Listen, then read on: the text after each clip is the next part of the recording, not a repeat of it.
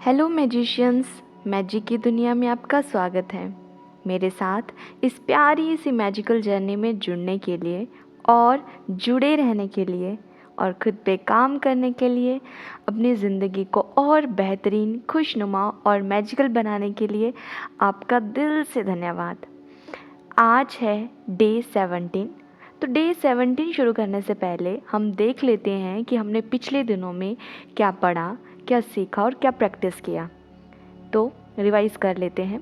Day 1, count your blessings, अपनी नियामतें गिने। डे 2, द मैजिक रॉक, जादुई पत्थर। डे 3, मैजिकल रिलेशनशिप्स, जादुई संबंध। डे 4, मैजिकल हेल्थ, जादुई स्वस्थ। डे 5, मैजिक मनी, जादुई धन। डे 6, वर्क्स लाइक मैजिक, जादू की तरह काम करना। Day 7, the magical way out of negativity, नकारात्मकता से बाहर निकलने का जादुई तरीका। डे 8, द मैजिकल इंग्रेडिएंट, जादुई तत्व। डे 9, द मनी मैग्नेट, धन का चुंबक। डे 10, मैजिक टेस्ट एवरीवन, हर एक पर जादू की धूल का छिड़काव करें। डे 11, अ मैजिक मॉर्निंग, जादुई सुबह। Day 12, magical people who made a difference, जादुई लोग जिन्होंने फ़र्क डाला। Day 13, make all your wishes come true, अपनी सारी इच्छाओं को हकीकत में बदलें। Day 14, have a magical day, अपने दिन को जादुई बनाएं। Day 15, magically heal your relationships, जादू से अपने संबंधों को मधुर बनाएं। और day 16, magic and miracles in health, स्वास्थ्य में जादू और चमत्कार। और आज है हमारा डे 17, द मैजिक चेक, 17वां दिन, मैजिक चेक। तो चैप्टर शुरू करने से पहले अभी स्क्रीन पर आपको एक फ़ोटोग्राफ दिखाई दे रहा होगा। मैं चाहती हूँ आप उस फ़ोटो को बड़े ध्यान से देखें उसमें आपको क्या दिखाई दे रहा है।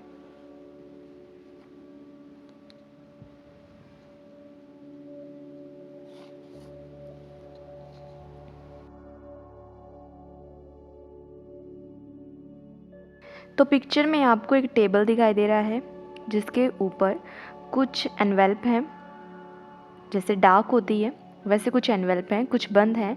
बंद वाले पे धागे से नॉट बनी हुई है, एक ओपन भी है। और ओपन वाले के साथ में आप देखना कि एक टेलीफोन है रखा हुआ। टेलीफोन भी पुराने मॉडल वाला है जो अब नहीं होते हैं। इवन ये वाला मॉडल मैंने खुद भी नहीं देखा है, पर मम्मी वगैरह बोलते हैं कि उन्होंने ये वाला मॉडल यूज़ किया है। तो जब मैं पैदा हुई थी तब इससे एडवांस्ड वाले लैंडलाइन फ़ोन आ गए थे जिसमें कि 1 2 नॉर्मली हम मतलब अलग अलग से नंबर होते थे जिनको सिर्फ प्रेस करना होता था। पर ये वाला फ़ोन है रखा हुआ, इसको रोटरी विंटेज लैंडलाइन फ़ोन कहते हैं। इसमें क्या होता है कि जो भी पर्टिकुलर नंबर आपको डायल करना होता था, आपको ले जाके उसको सर्कल में ऐसे रोटेट करना पड़ता था, पूरा सर्कल, है ना। इस तरह से इसका डायल वाला सिस्टम रहता था। और इसी के साथ में ही एक एनवेल्प है जो कि ओपन है और उसमें ना कुछ रखा हुआ है। और जैसे कि आज के चैप्टर का नाम है मैजिक चेक, तो एक चेक रखा हुआ है जिससे कि कुछ जादुई चमकती हुई किरणें बाहर निकल रही हैं। तो ये जो आज का चैप्टर है ये आज हमें यही बताएगा कि कैसे हम फ्यूचर में मनी को अट्रैक्ट कर सकते हैं। तो आज का चैप्टर पूरा इसी पे है। तो आइए चैप्टर शुरू करते हैं। डे 17, 17वां दिन, the magic check, magic check.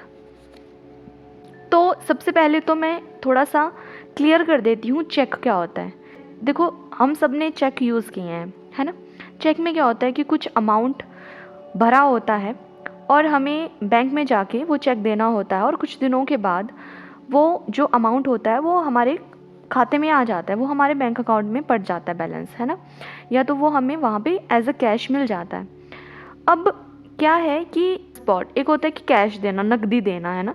पर चेक में क्या होता है, हम नकदी नहीं देते हैं। जो पैसे होते हैं वो नंबर उसमें भरे होते हैं कि अच्छा इतने रुपए, मान लो आपको किसी को 1 लाख का चेक देना है तो आपने उसमें लिख दोगे कि 1 लाख रुपीज़, है ना।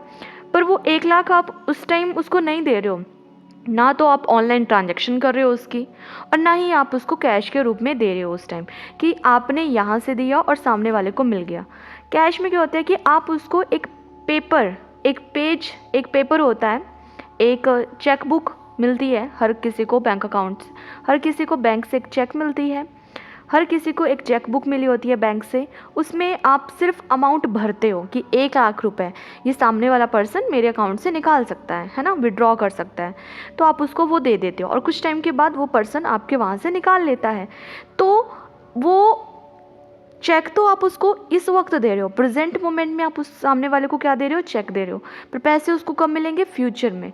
इट मीन्स ये जो आज का चैप्टर है ये हमें बता रहा है कि फ्यूचर में जो अभी हुआ नहीं है, जो होगा, उसमें आप कैसे मनी को अट्रैक्ट कर सकते हो। यही तो हम सीख रहे हैं ना। पास्ट में हमने डे 5 में हमने जब जादुई धन पढ़ा था, मैजिक मनी, है ना, तो हमने सीखा था कि कैसे पास्ट में जाके हम अपने जो भी हमने आज तक धन यूज़ किया है उसके लिए हम कैसे ग्रैटिट्यूड फील कर सकते हैं। उसमें हमें एक पर्टिकुलर एक लाइन दी गई थी जो कि हमें एक अपना मैजिक नोट बनाना था, उस पर लिखनी थी, उस पर वो पेस्ट करना था कि thank you for all the money that I have received through out my life, है ना। उसके बाद डे 9 में हमने पढ़ा था धन का चुंबक, मनी मैग्नेट, है ना। उसमें हमने देखा था कि आज की प्रेजेंट मोमेंट में हम कैसे धन को आकर्षित कर सकते हैं, कैसे और अपने आने वाली जो भी धन हमारे पास आ रहा है ना, अभी इस वक्त उसको कैसे हम बढ़ा सकते हैं। तो उसमें हमने देखा था कि कैसे ग्रैटिट्यूड हम उस टाइम फील कर सकते हैं पैसे के लेन देन में, है ना, वो सब हमने देखा। पर ये जो आज का चैप्टर है डे 17, इसमें हम देखेंगे कि फ्यूचर में आने वाले कल में हम कैसे पहले ही आज ही कुछ ऐसी प्रैक्टिस करें कि फ्यूचर के लिए हमें ना धन के प्रति हम ना चिंतित ना हो।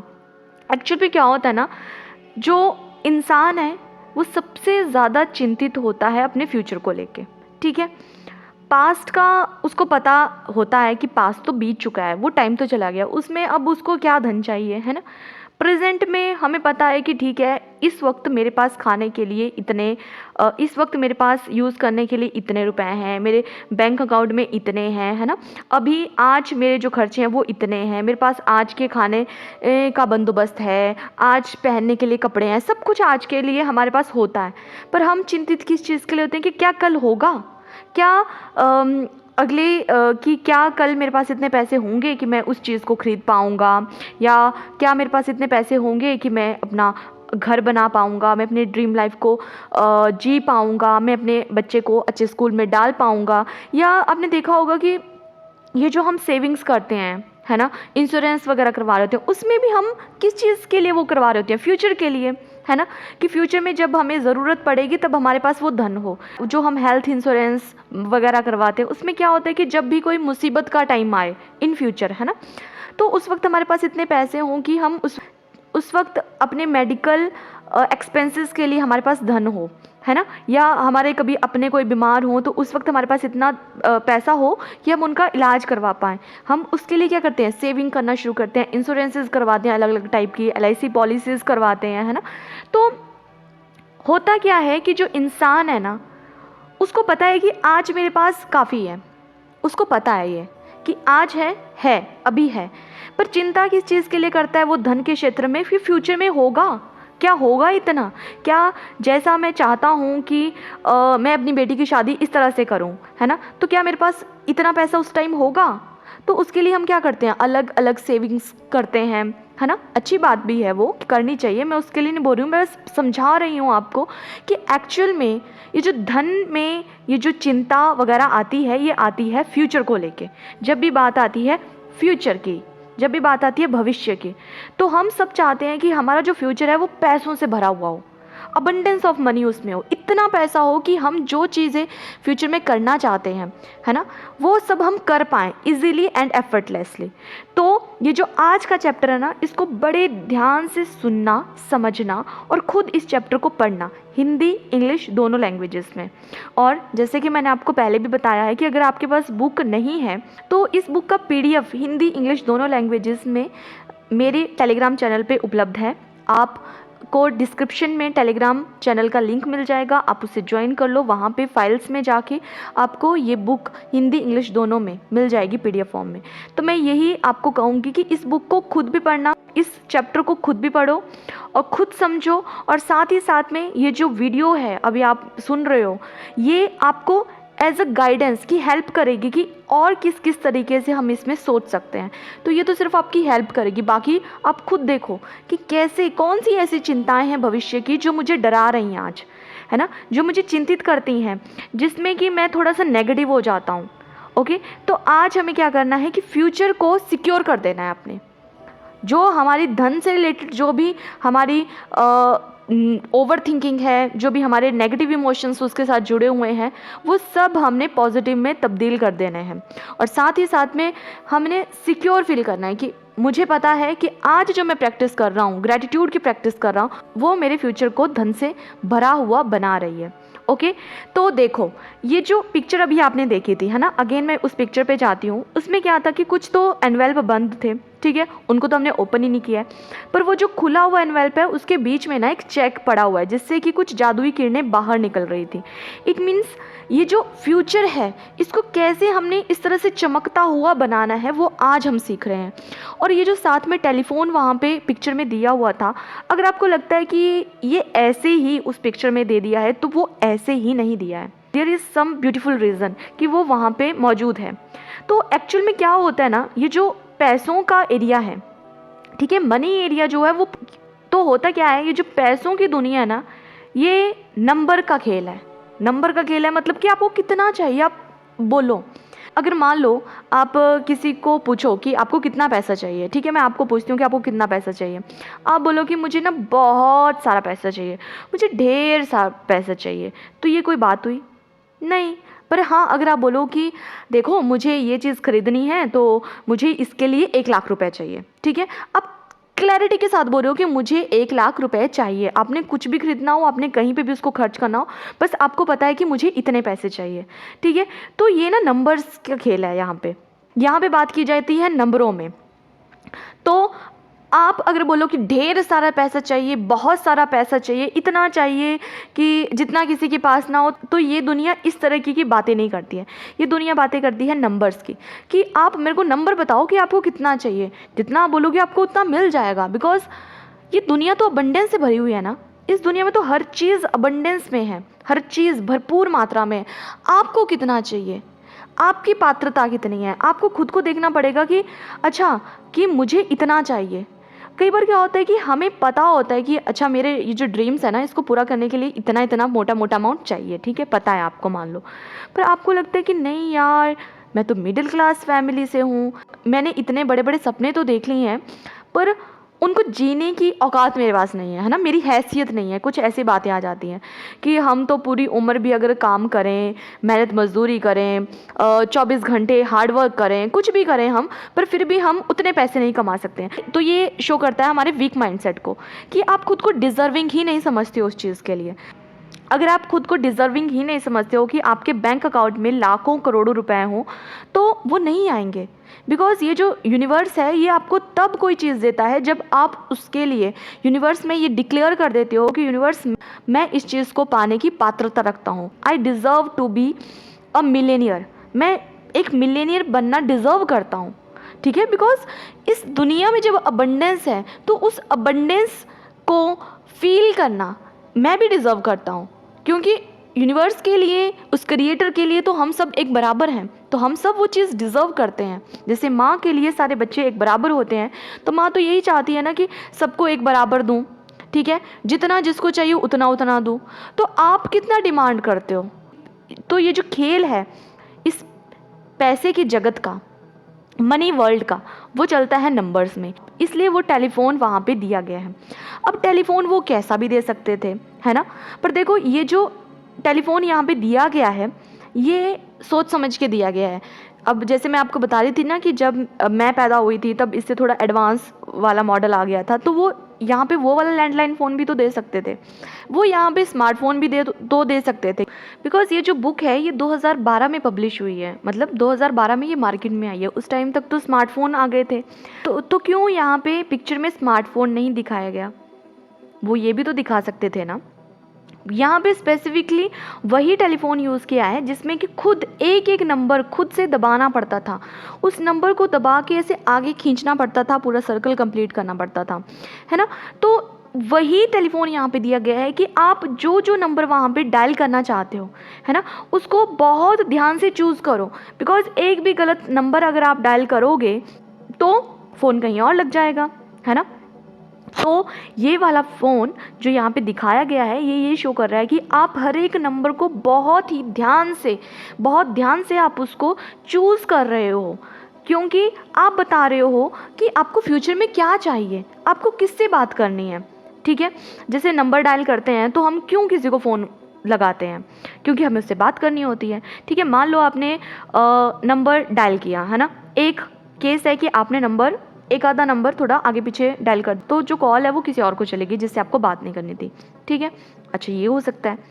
दूसरा केस कि आपने क्या किया कि जो भी नंबर थे करेक्ट वे में उनको डायल किया और नंबर जो कॉल है वो उस पर्सन को लग गई जिससे आपको बात करनी थी, से आपने बस नंबर डायल किया, उसकी आवाज़ सुनी, फ़ोन कट कर दिया, बात तो की नहीं आपने, है ना। थर्ड केस है कि अच्छा कॉल सामने वाले पर्सन को चली गई, आप उससे बोल रहे हो हेलो कैसे हो, ठीक हो, ठीक है मैं भी ठीक हूँ, आपने फ़ोन कट कर दिया, बस यही पूछा हाल चाल नॉर्मल, ठीक है, 1 मिनट बात की और फ़ोन कट कर दिया। एक है कि आपने क्या किया कि नंबर डायल किया, जिससे आपने बात करनी थी उससे ही आप बात कर रहे हो, है ना, और बहुत हंसते हुए प्यार से बात कर रहे हो, ठीक है, और उससे उसका हाल चाल पूछ रहे हो, अपना बता रहे हो, उसको अपनी ज़िंदगी में घट रही अच्छी अच्छी बातें सुना रहे हो, अच्छे अच्छे जोक क्रैक कर रहे हो, मतलब आप दोनों उस कन्वर्सेशन को एंजॉय कर रहे हो, बहुत लंबी बातचीत कर रहे हो, बड़ा मज़ा आ रहा है। जब बातचीत ख़त्म हुई तो फ़ोन जब रखा तो आहा वाली फीलिंग थी कि वाह, बात करके मज़ा ही आ गया, और खुशी हो रही है बात करके, है ना, अच्छा फील हो रहा है, एक वो हुआ, ठीक है। तो ये एक ऐसा खेल है इस पैसे की दुनिया में कि आप चुन चुन के देखो कि आपको क्या चाहिए, किस चीज़ के लिए पैसे चाहिए, कितने पैसे चाहिए। और एक होता है कि ठीक है आपके पास पैसे आ गए तो आप क्या करना चाहते हो, उसको एंजॉय भी तो करना चाहते हो ना, कि ठीक है जैसे कि फ़ोन पे जब आपने बात की तो आप उसको एंजॉय कर रहे थे, आप हंस रहे थे, है ना, आपको बहुत एक होता है ना कि उससे बात करते हुए ना वो इमोशंस फीलिंग वाली वो जो चीज़ें थी वो आप उस टाइम सेंस कर पा रहे थे, थोड़ी गुदगुदी सी हो रही थी मन में, है ना, और सुरसुरी सी उठ रही थी, कोई अच्छा अच्छा सा फील हो रहा था, जब हंस रहे थे तो दिल खोल के हंस रहे थे। एक होता है ना कि जब आप उस मनी को फ्यूचर में यूज़ कर रहे हो, जो आपने बताया है ना, जो आपने यूनिवर्स में डिक्लेयर किया कि मुझे इतने पैसे चाहिए, फ्यूचर में आपको वो मिल गए, और आप उन पैसों को बहुत अच्छे तरीके से खुशी खुशी यूज़ कर रहे हो, मतलब आपके पास उसकी खुशी डबल अमाउंट में, ट्रिपल अमाउंट में, मतलब भर भर के खुशियाँ आ रही हैं उस चीज़ से, वो एक मज़ा आता है ना। तो ये जो आज हम चैप्टर में सीखेंगे, द मैजिक चेक वाले चैप्टर में, ये हमें बताएगा कि फ्यूचर में कैसे आप उस धन को इस तरह से यूज़ कर सकते हैं कि आप उसको यूज़ भी कर रहे हो और बहुत मज़ा आ रहा है, बहुत मज़ा आ रहा है। तो सबसे पहले अपने माइंड में एक बात क्लियर कर लो कि इंसान को पैसों के मामले में सबसे ज़्यादा जो डर लगता है, जो चिंता होती है, घबराहट होती है, वो होती है फ्यूचर के लिए, ठीक है। क्योंकि हमेशा जो इंसान है वो उलझा रहता है कि क्या मुझे मिलेगा, नहीं मिलेगा, कैसे मिलेगा। और इस चीज़ के लिए सबसे बेस्ट है कि आपको कितने पैसे चाहिए ये आपको पता हो, ठीक है कि कितने पैसे चाहिए। तो ये चैप्टर जब आप कर रहे हो ना तो आप ना एक बार एक लिस्ट बना लेना कि आपको कितने पैसे चाहिए, क्या क्या आपको ख़रीदना है फ्यूचर में, क्योंकि जब तक आपका ये वाई क्लियर नहीं होगा ना कि आपको क्यों पैसे चाहिए और कितने चाहिए, तब तक एक होता है ना कि आप क्या किसी को बोलोगे। ठीक है, आप अपने पापा के पास गए, आपको कुछ खर्चे के लिए पैसे चाहिए, आपके पापा पूछेंगे कि कितने पैसे चाहिए, और आप बोलोगे नहीं बहुत सारे पैसे चाहिए, तो इस तरह से वो पैसे देंगे। हो सकता है वो आपको 100 रुपये दे दे, उनके हिसाब से आपके लिए 100 रुपये भी बहुत सारे पैसे हो। अब बोलो नहीं नहीं इतने नहीं और पैसे दो, तो वो 100 रुपये और दे दें, 200 रुपये हो गए। अब बोलो नहीं नहीं इतने नहीं और पैसे दो, वो भी खिंच जाएंगे एक टाइम पे। वो बोलेंगे तुम बोलो ना कितने पैसे चाहिए, तुम्हें 1000 रुपये चाहिए, 2000 चाहिए, 10,000 चाहिए, 1,00,000 रुपये चाहिए, तुम बोलो मैं देता हूँ ना। ये क्या बात हुई कि बहुत पैसे चाहिए, है ना। तो देने वाला तो तब आपको देगा जब आपको पता होगा कि कितना चाहिए। और साथ ही साथ में पेरेंट्स ये भी तो पूछते हैं कि क्यों चाहिए, बताओ क्या करना है आपको उससे। अब बोलोगे कि मुझे ये कॉपी खरीदनी है, मुझे ये पेन खरीदना है, या मुझे वो फ़ीस देनी है, या मुझे वो प्रोजेक्ट का काम करना है। तो जब वो देखेंगे हाँ सच में ये नीड बनती है इसकी, है ना।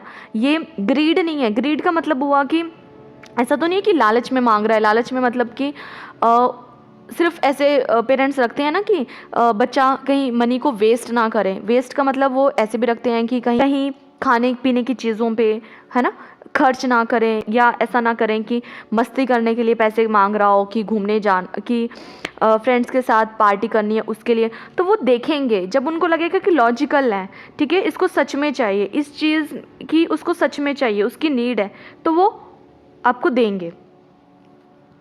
ऐसा ही होता है ना।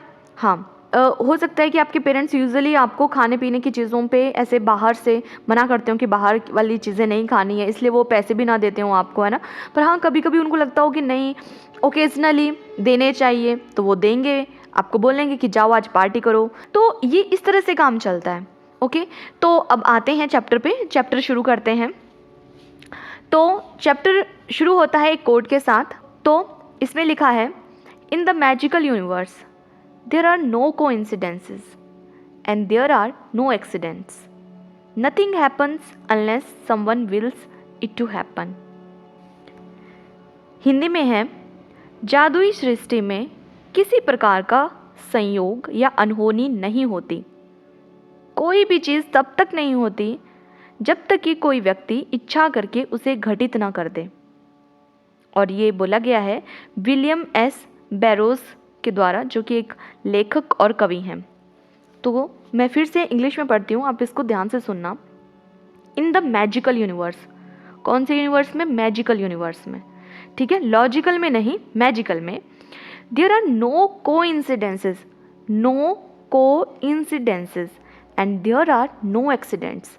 ना तो कोई एक्सीडेंट है वहाँ पे और ना कोई कोइंसिडेंस है। नथिंग हैपन्स अनलेस, कुछ भी नहीं होगा तब तक जब तक कि someone wills it to happen, जब तक कि कोई उसकी इच्छा ना करे, ठीक है, कोई चाहता ना हो कि वो हो।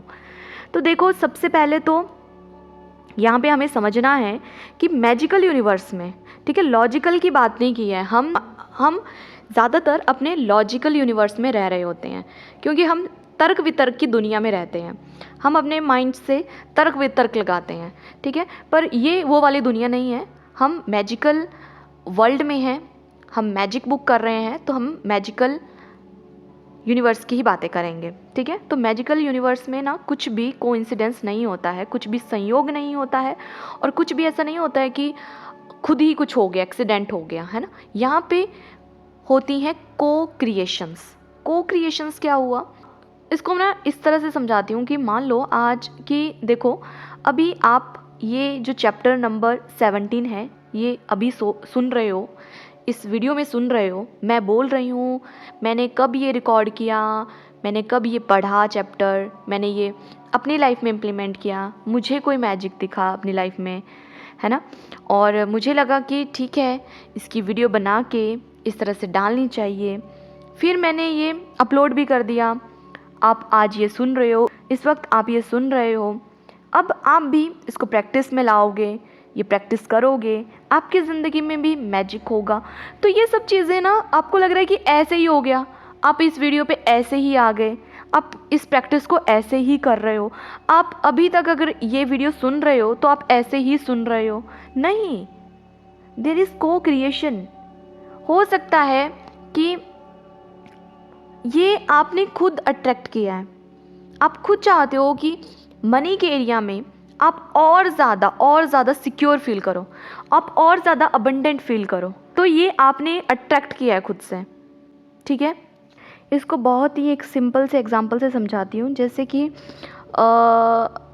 हम ऑनलाइन शॉपिंग करते हैं, जैसे अमेज़ॉन पे हम देखते हैं कोई प्रोडक्ट, आपके माइंड में कोई चीज़ आई, आपने सोचा कि मुझे वो ख़रीदना है, आप एकदम से अपना वो अमेज़ॉन, फ्लिपकार्ट ऐसे कोई वेबसाइट ओपन कर लोगे। उसके बाद आप वहाँ पे ढूंढना शुरू करोगे, वहाँ पे आप बहुत सारी वैरायटी में वो चीज़ देखोगे। उसके बाद जो आपको अच्छा लगेगा आप उसको ऐड टू कार्ट में करोगे, उसको बाय कर लोगे, और कुछ टाइम के बाद वो चीज़ आपके पास डिलीवर हो जाएगी, ठीक है। ये इतना सिंपल होता है ना। तो देखो, अब अमेज़ॉन का जो वेयर हाउस है, ठीक है, जहाँ पे उन्होंने वो सब चीज़ें स्टोर करके रखी हैं, वो पता है कितना बड़ा होगा, कितना बड़ा होगा। उनके पास वैरायटी ऑफ चीज़ें हैं वहाँ पे, हर चीज़ अमेज़ॉन पे अवेलेबल होती है, ठीक है। तो सोचो वो कितना बड़ा है। पर आप क्या करते हो, आप क्या पूरे जब आप कोई चीज़ खरीदने के लिए अमेज़ॉन की वेबसाइट पे जाते हो, तो क्या आप उस टाइम वो वेयर हाउस देख रहे होते हो उनका? नहीं, आप पर्टिकुलर क्या डालोगे, ठीक है। आप अगर कोई ड्रेस देख रहे हो तो उसमें भी आप वैरायटी कौन से टाइप की आपको ड्रेस चाहिए वो भी आप एकदम से लिखोगे कि अगर अच्छा ठीक है आपको नाइट वियर चाहिए, है ना, किस टाइप के चाहिए वो भी वो पूछेगा, किस प्राइस में चाहिए, कौन सी रेंज में चाहिए, किस ब्रांड का चाहिए, हर एक स्पेसिफिकेशन वो पूछेगा और वो चीज़ आपके सामने वो दिखाएगा, ठीक है। पर जो वेयर हाउस है वो तो बहुत बड़ा है, उसमें तो सब चीज़ें हैं, हर टाइप की चीज़ें हैं, वो आपको नहीं दिख रहा है। तो एक तो बात ये हुई कि पीछे ये जो यूनिवर्स है वो एक अमेज़ॉन के वेयर हाउस के जैसा है, उसके पास सब चीज़ें अवेलेबल हैं, हर चीज़ वहाँ पे अवेलेबल है। आपको क्या चाहिए, आप किस चीज़ की डिमांड करते हो। अब कोई डिमांड करता है, इट मीन्स उसके मन में ना एक इच्छा ही है। इच्छा तो बहुत सारी हमारे मन में आती हैं, पर जब हम कोई चीज़ खरीदने के लिए जाते हैं तो इट मीन्स कि आपने अब ना एक श्योरिटी आ गई आपको कि मुझे ना ये चीज़ खरीदनी है, एक दृढ़ निश्चय कर दिया कि मुझे तो ये चीज़ खरीदनी ही है। या तो आप उस चीज़ के लिए मार्केट जाओगे या ऑनलाइन उसके लिए सर्च करोगे, फिर खरीद लोगे, ठीक है। तो ये होती है एक विल क्रिएट करना। विल क्रिएट करना मतलब पक्की चीज़ है। वो बोलते हैं ना कि विल को हिंदी में वसीयत भी कहा जाता है। तो वसीयत जो होती है, मान लो कि कोई मरने से पहले अपनी वसीयत लिख रहा है, विल लिख रहा है ना, तो वो जो वसीयत होती है ना वो पक्की होती है। जब वो पर्सन मर जाता है उसके बाद कोई उसको चैलेंज नहीं कर सकता है कि ये वसीयत में कुछ ऊपर नीचे कर दो, नहीं। लास्ट टाइम जो वो बोल के गया है ना, जो उसने विल बना दी है वो वैसी ही चलेगी, उसमें थोड़ा भी फेरबदल नहीं होगा। तो जब आप कोई दृढ़ निश्चय कर लेते हो, ठीक है, इच्छा तो बहुत सारी हमारे मन में आती रहती हैं, डिज़ायर्स तो बहुत उत्पन्न होती रहती है हमारे मन में, पल पल हमारी नई नई डिज़ायर्स आती रहती हैं। पर एक होता है विल। विल मतलब कि ये तो करना ही है, ये तो दृढ़ निश्चय हो गया मेरा, ये तो मेरी एक होता है ना कि इच्छा, दृढ़ इच्छा हो गई है ना। बोलते हैं ना कि उसकी विल पावर बहुत ज़्यादा है, अपनी विल पावर को बढ़ाओ, मतलब अपनी जो ये आपकी इच्छा शक्ति है उसको और बढ़ाओ। तो वो जो विल नाम की चीज़ होती है, तो पहले तो ये समझ लो विल और डिज़ायर में फ़र्क है। डिज़ायर्स बहुत ज़्यादा होती हैं और विल थोड़ी चुनी चुनी होती है, जो कि आपका एक तो पक्का होता है जिसमें कि ये तो मुझे करना ही है, दृढ़ इच्छा है जिस चीज़ की, ठीक है। तो बोला है nothing happens unless someone wills it to happen. जब तक कि आप दृढ़ इच्छा नहीं कर लोगे ना किसी चीज़ को पूरा करने के लिए, तब तक वो चीज़ नहीं होगी। और अगर आप ये सोचते हो ना कि कुछ भी कोइंसिडेंस हो रहा है, ठीक है, मान लो कहीं मार्केट में जा रहे हो, आप बोलोगे वाह व्हाट अ कोइंसिडेंस, तुम मुझे यहाँ पे मिल गए। जब आपको कोई फ्रेंड मिल जाता है मार्केट में तो आप क्या बोलते हो, आज तुम्हें पता है कि क्या कोइंसिडेंस हुआ, हम दोनों मिल गए। या आज पता है क्या कोइंसिडेंस हुआ कि मैंने जो सोचा था ना मुझे वही चीज़ मार्केट में मिल गई और सस्ते दामों पे मिल गई, वाह व्हाट अ कोइंसिडेंस। विलियम इस कोट में ये बोल रहे हैं कि यहाँ पे ना कोई भी कोइंसिडेंस, कोई भी एक्सीडेंट नहीं है, सब आपकी को क्रिएशन है। आप जो क्रिएट करना चाहोगे सब कुछ आप क्रिएट कर लोगे, आपकी ही क्रिएशंस है। अगर आज की टाइम पे आप कर्ज़ों में हो, आप गरीबी में हो, तो वो भी आपने ही बनाए हैं। अगर आप अमीरी में हो तो वो भी आपने ही क्रिएट किया है, because you are the creator of your destiny. आज आप क्या चीज़ फील कर रहे हो उसके क्रिएटर सिर्फ और सिर्फ आप हो, ठीक है। तो जब क्रिएटर आप हो तो आप क्रिएशंस कर रहे हो, ठीक है। तो वहाँ पे क्या होता है, हमेशा को क्रिएशंस होते हैं, आप क्रिएट करते हो उन चीज़ों को। तो जो मैं अमेज़ॉन वाला एग्जांपल आपको दे रही थी, है ना, तो वही चीज़ है कि वहाँ तो सब कुछ मौजूद है, आप किस चीज़ को पाना चाहते हो, आप किस चीज़ की इच्छा करते हो, आप वही चीज़ वहाँ से लेके आओगे। अच्छा, एक और चीज़ आती है, जब आप कोई सामान ऑनलाइन मंगवाते हो, ठीक है, आपने क्या किया कि ऐड टू कार्ट किया, उसके बाद आपने पेमेंट कर दी, उसके बाद वहाँ पे आ गया कि ठीक है 4-5 दिन बाद की कोई डेट आपके पास आ जाएगी कि आपके पास उस दिन वो डिलीवर हो जाएगा, ठीक है। तो क्या आप उसके बाद, ठीक है, जब आपने पेमेंट कर दी, ऑर्डर प्लेस कर दिया, तो क्या आप बार बार चिंता करते हो चीज़ की कि हाई ये होगा या नहीं होगा, कहीं ऐसा ना हो अमेज़ॉन वाले फ्रॉड कर दें, मैंने जो मंगवाया उसकी जगह कोई और चीज़ दे दें, वो आएगा भी या नहीं भी आएगा, मैंने तो पैसे भी दे दिए हैं। क्या आप ऐसे चिंता करते हो? नहीं, नहीं करते हैं चिंता। क्यों? भरोसा है उस चीज़ पे, अमेज़ॉन पे भरोसा है कि वहाँ से जो भी प्रोडक्ट आते हैं, अगर मान लो कुछ ऊपर नीचे कोई चीज़ आ भी गई तो रिप्लेसमेंट होती है, रिटर्न कर सकते हैं, एक्सचेंज कर सकते हैं, सारी चीज़ें अवेलेबल है ना। तो जब हम इस यूनिवर्स से, है ना, कुछ चीज़ डिमांड करते हैं तो यहाँ पे हमारा भरोसा वहाँ पे ऐसा वाला क्यों नहीं होता है कि हमें पता है कि हाँ मैंने ऑर्डर प्लेस कर दिया है तो वो चीज़ आएगी आएगी, आज नहीं आएगी, कल नहीं आएगी, परसों आ जाएगी, है ना, उसके नेक्स्ट डे आ जाएगी। पर यहाँ पे जब हम यूनिवर्स के साथ ये खेल खेल रहे होते हैं, पैसों वाला खेल खेल रहे होते हैं, तब जब हम बोल रहे होते हैं कि भगवान मुझे इतने पैसे चाहिए, मान लो ठीक है आपको क्लैरिटी आ गई कि मुझे 1 लाख रुपए चाहिए, इस चीज़ के लिए चाहिए, मुझे ये बिज़नेस स्टार्ट करना है तो मुझे 1 लाख रुपए चाहिए। वहाँ पे आप ये, तो वहाँ पे हमारा ये विश्वास क्यों नहीं आता है कि अच्छा मैंने ऑर्डर प्लेस तो कर दिया है, तो यहाँ पे हम वो चीज़ क्यों नहीं कर पाते हैं कि वो भरोसा, है ना, वो चिंता ना करना, पेशेंस रखना कि हाँ मिल जाएगा, पता है ऑर्डर प्लेस कर दिया है, ठीक है। तो ये कैसे करना है ये सब आज हम सीखेंगे इस चैप्टर में। तो सबसे पहले तो ये जो कोट है ना इसको कहीं पे लिख लो। अगर आप बहुत डेस्परेट फील करते हो ना अपनी ज़िंदगी में, ठीक है, और आपको लगता है कि ना मेरे साथ तो गलत होता है, आप दूसरों को ब्लेम करते रहते हो, तो सबसे पहले तो ये समझ लो ये जो मैजिकल यूनिवर्स है ना, जादुई ये जो दुनिया है ना, इसमें पहले तो ना तो कोई कोइंसिडेंस होता है ना कोई एक्सीडेंट होता है, कोई भी चीज़ कुछ भी ऐसे ही नहीं घट जाती है। गौतम बुद्ध भी बोलते हैं ना कि everything happens for a beautiful reason, बोलते हैं ना वो कि हर चीज़ किसी ना किसी वजह से होती है। जब वो किसी ना किसी वजह से होती है तो वो जो वजह होती है वो आपने ही क्रिएट की होती है, ठीक है, आप ही उस चीज़ के क्रिएटर होते हैं, यू आर को क्रिएटिंग, ठीक है, आप हमेशा को क्रिएशन कर रहे होते हो, okay. And nothing happens unless someone wills it to happen, तब तक कोई चीज़ नहीं होगी जब तक कोई चाहेगा नहीं वो होना, ठीक है। अगर नेगेटिव चीज़ें आज आपको अपने सराउंडिंग में दिख रही हैं, दुनिया में दिख रही हैं, तो हाँ वो कभी ना कभी किसी ना किसी ने वो उसको चीज़ को इमेजिन किया है, उस चीज़ को सोचा है, इमेजिन किया है, उस चीज़ पे फोकस किया है, उस चीज़ पे अपनी एनर्जी लगाई है। जैसे मान लो कि ये जो कोरोना नाम की ये जो बीमारी आई थी, जैसे मान लो कि कभी हम देखते हैं कि दुनिया में युद्ध हो रहे हैं, कोई महामारियाँ फैल रही हैं, कुछ हो रहा है ना, कोई लड़ाइयाँ हो रही हैं, कुछ भी हो रहा है, कहीं पे रेप हो रहे हैं, तो आप देखना ना ये सब चीज़ें जो हैं वो कहीं ना कहीं आपने देखी हुई हैं, या वो किसी ना किसी ने ना सुनी हुई हैं, या किसी ना किसी ने ना वो चीज़ें सोची हैं। तो ये सब चीज़ें हमने सुनी हुई हैं या तो पढ़ी हैं या देखी हैं कहीं पे। तो ये चीज़ें, इन चीज़ों पे जब हम बहुत ज़्यादा ध्यान दे देते हैं ना, अपनी एनर्जी उस चीज़ पे लगा देते हैं, तो क्या होता है कि हमने एक चीज़ पढ़ी है कि where attention goes energy flows, जहाँ पे आप अटेंशन दोगे अपनी, जहाँ पे आप फोकस करोगे वहाँ पे आपकी एनर्जी जाएगी और वो चीज़ आपकी तरफ आ जाएगी, आकर्षित हो जाएगी। तो बहुत सोच के, बहुत सोच समझ के अपने माइंड को फीड करना होता है, आप उसमें क्या फीड करवा रहे हो।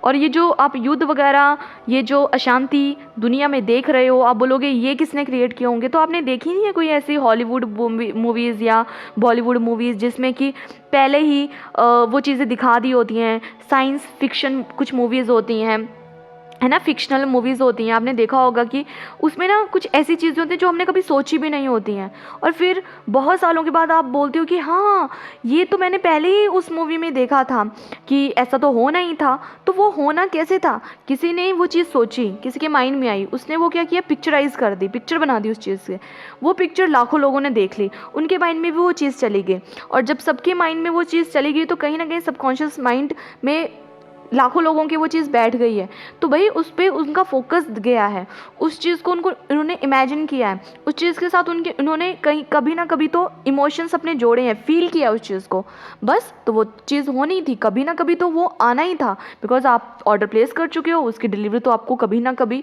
चाहे बहुत सालों के बाद आएगी, पर वो तो आएगी आएगी।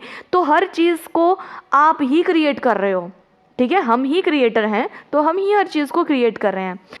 तो ऐसे ही होता है, हमारे पास हमेशा चॉइस होती है कि क्या क्रिएट करना है। हमेशा ये जो हमारी विल होती है ना, तो 2 टाइप की होती है, एक होती है गुड विल, एक होती है इल विल। आप अच्छी चीज़ों को अपनी ओर आकर्षित कर सकते हो, आप बुरी चीज़ों को भी आकर्षित करते हो, डिपेंड करता है कि आपकी विल कैसी है। तो अब आगे चैप्टर पे बात करते हैं। आगे रोंडा बर्न हमसे कह रही हैं कि जब आप कृतज्ञता की जादुई शक्ति को किसी नकारात्मक परिस्थिति पर केंद्रित कर लेते हैं तो एक नई स्थिति उत्पन्न होती है जो पुरानी स्थिति को ख़त्म कर देती है। इसका अर्थ है कि जब आप उस स्थान पर पहुंच जाते हैं जहां धन के प्रति कृतज्ञता धन की कमी से अधिक महसूस होती है, तो एक नई परिस्थिति निर्मित हो जाती है जिससे धन की कमी ख़त्म हो जाती है और जादू से अधिक धन आने लगता है। तो सबसे पहले अभी तक आपने जितनी भी प्रैक्टिसेस की हैं, डे 16 तक हमने प्रैक्टिसेस कर लिए हैं, तो आपने देख लिया होगा कि बहुत सारी एरिया हैं आपके लाइफ में जहाँ पे आप छोटे बड़े मैजिक्स को देख पा रहे होंगे। तो इतना तो अब तक आप जान ही गए हो, मान ही गए हो और समझ भी गए हो कि ये जो कृतज्ञता की जादुई शक्ति है ना, ये बहुत ही पावरफुल टूल है और ये आपकी किसी भी नेगेटिव सिचुएशन को बदल के पॉजिटिव में कन्वर्ट कर सकती है। तो देखो, सबसे पहले तो ये बात जान लो कि अगर आपकी ज़िंदगी में अभी नेगेटिव सिचुएशंस हैं, अगर आप देखो, आज ये जो चैप्टर है वो पूरा मनी बेस्ड है, तो अगर धन की बात करें, धन के एरिया की बात करें और आप देख पा रहे हो कि हाँ नेगेटिव तो है उसमें, ठीक है। मैं खुद भी देखता हूँ कि लैक ऑफ मनी है, जिस वजह से मैं खुद भी नेगेटिव हो जाता हूँ, जिस वजह से मेरी लाइफ में जो भी चला हुआ है वो नेगेटिव सा है, हमेशा धन की कमी रहती है, धन के प्रति मेरी अंदर चिंता रहती है ना। अगर आप ये सब चीज़ें देख रहे हो तो आप सबसे पहले देखो कि आपका ना सारा का सारा फोकस जो है वो सारा इसी पे ही है।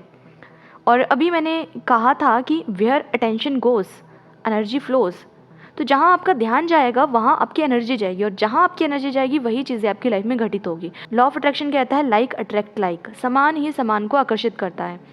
तो आपके केस में क्या है कि आप जो एनर्जी दे रहे हो वो दे रहे हो नेगेटिविटी की तरफ, आपका सारा ध्यान है नेगेटिविटी की तरफ। तो इससे कभी भी ऐसा नहीं होगा कि आप अपनी ज़िंदगी में पॉजिटिविटी को अट्रैक्ट कर पाओगे, अगर आप जब तक कि आप खुद से अपना फोकस उसकी तरफ नहीं लेके जाओगे तब तक ऐसा नहीं होने वाला है।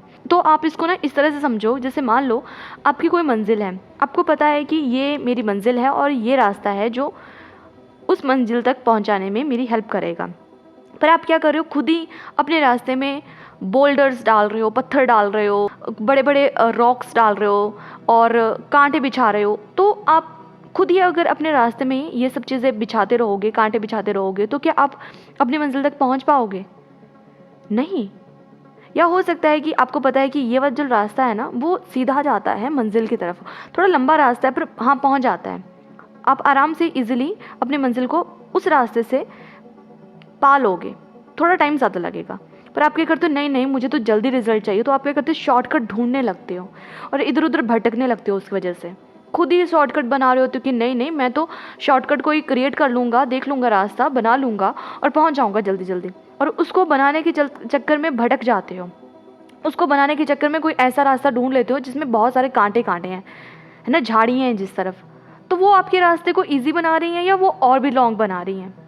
वो लॉन्ग बना रही हैं। और यही रास्ता हम चुन रहे हैं अपनी ज़िंदगी में, हम नेगेटिविटी की तरफ अपना फोकस करके रखे हैं, जबकि हमें पता है कि ये जो पॉजिटिविटी है और ये जो ग्रैटिट्यूड की पावर है ना, ये ऐसी पावर है, ऐसा पावरफुल टूल है कि वो आपके रास्ते को ईजी एफर्टलेस बना देगी। तो अब हमें वही रास्ता पकड़ना है, ठीक है, और हमें अपने उस स्थान पे पहुंच जाना है, अपनी उस मंजिल को पा लेना है जहाँ पे अबंडेंस ऑफ मनी है।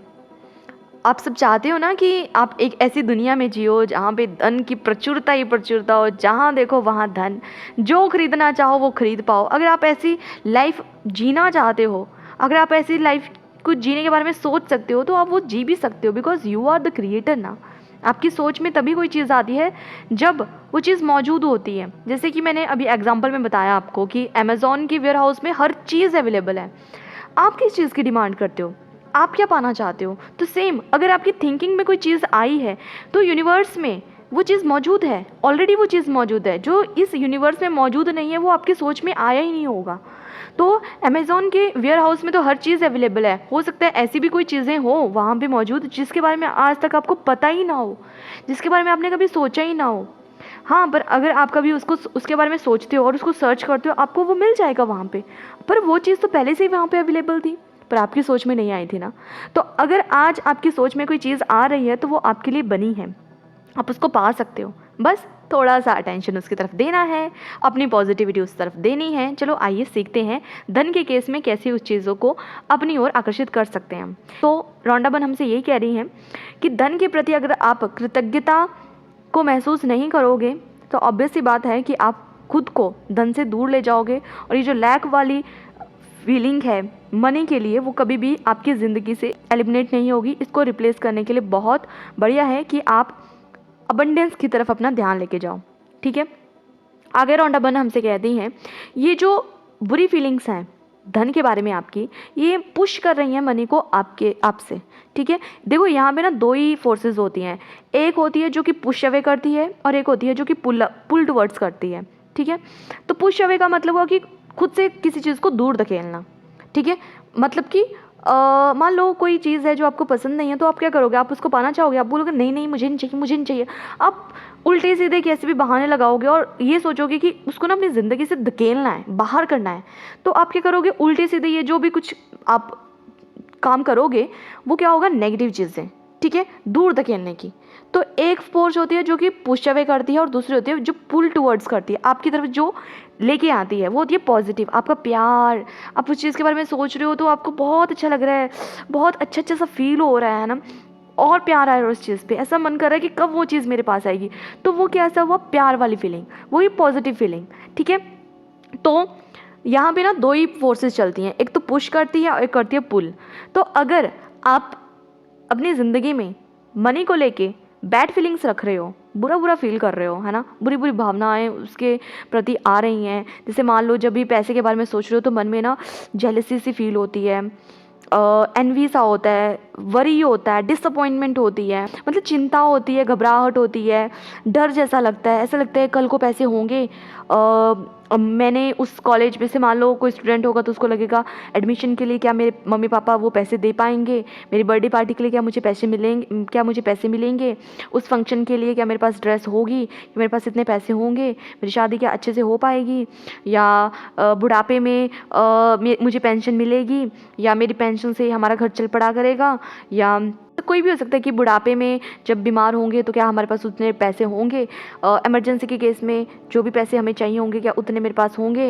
इस तरह की जो भी चीज़ें हैं ना जो फ्यूचर से लेके आपको डरा रही है ना, तो आज हम वही चीज़ें, अब वो जो भी डर थे अब उनको तो बाहर निकालना है, बिकॉज अगर हम उनकी तरफ अपना ध्यान करके रखेंगे तो ऑब्वियसली हम उसी को अट्रैक्ट करेंगे।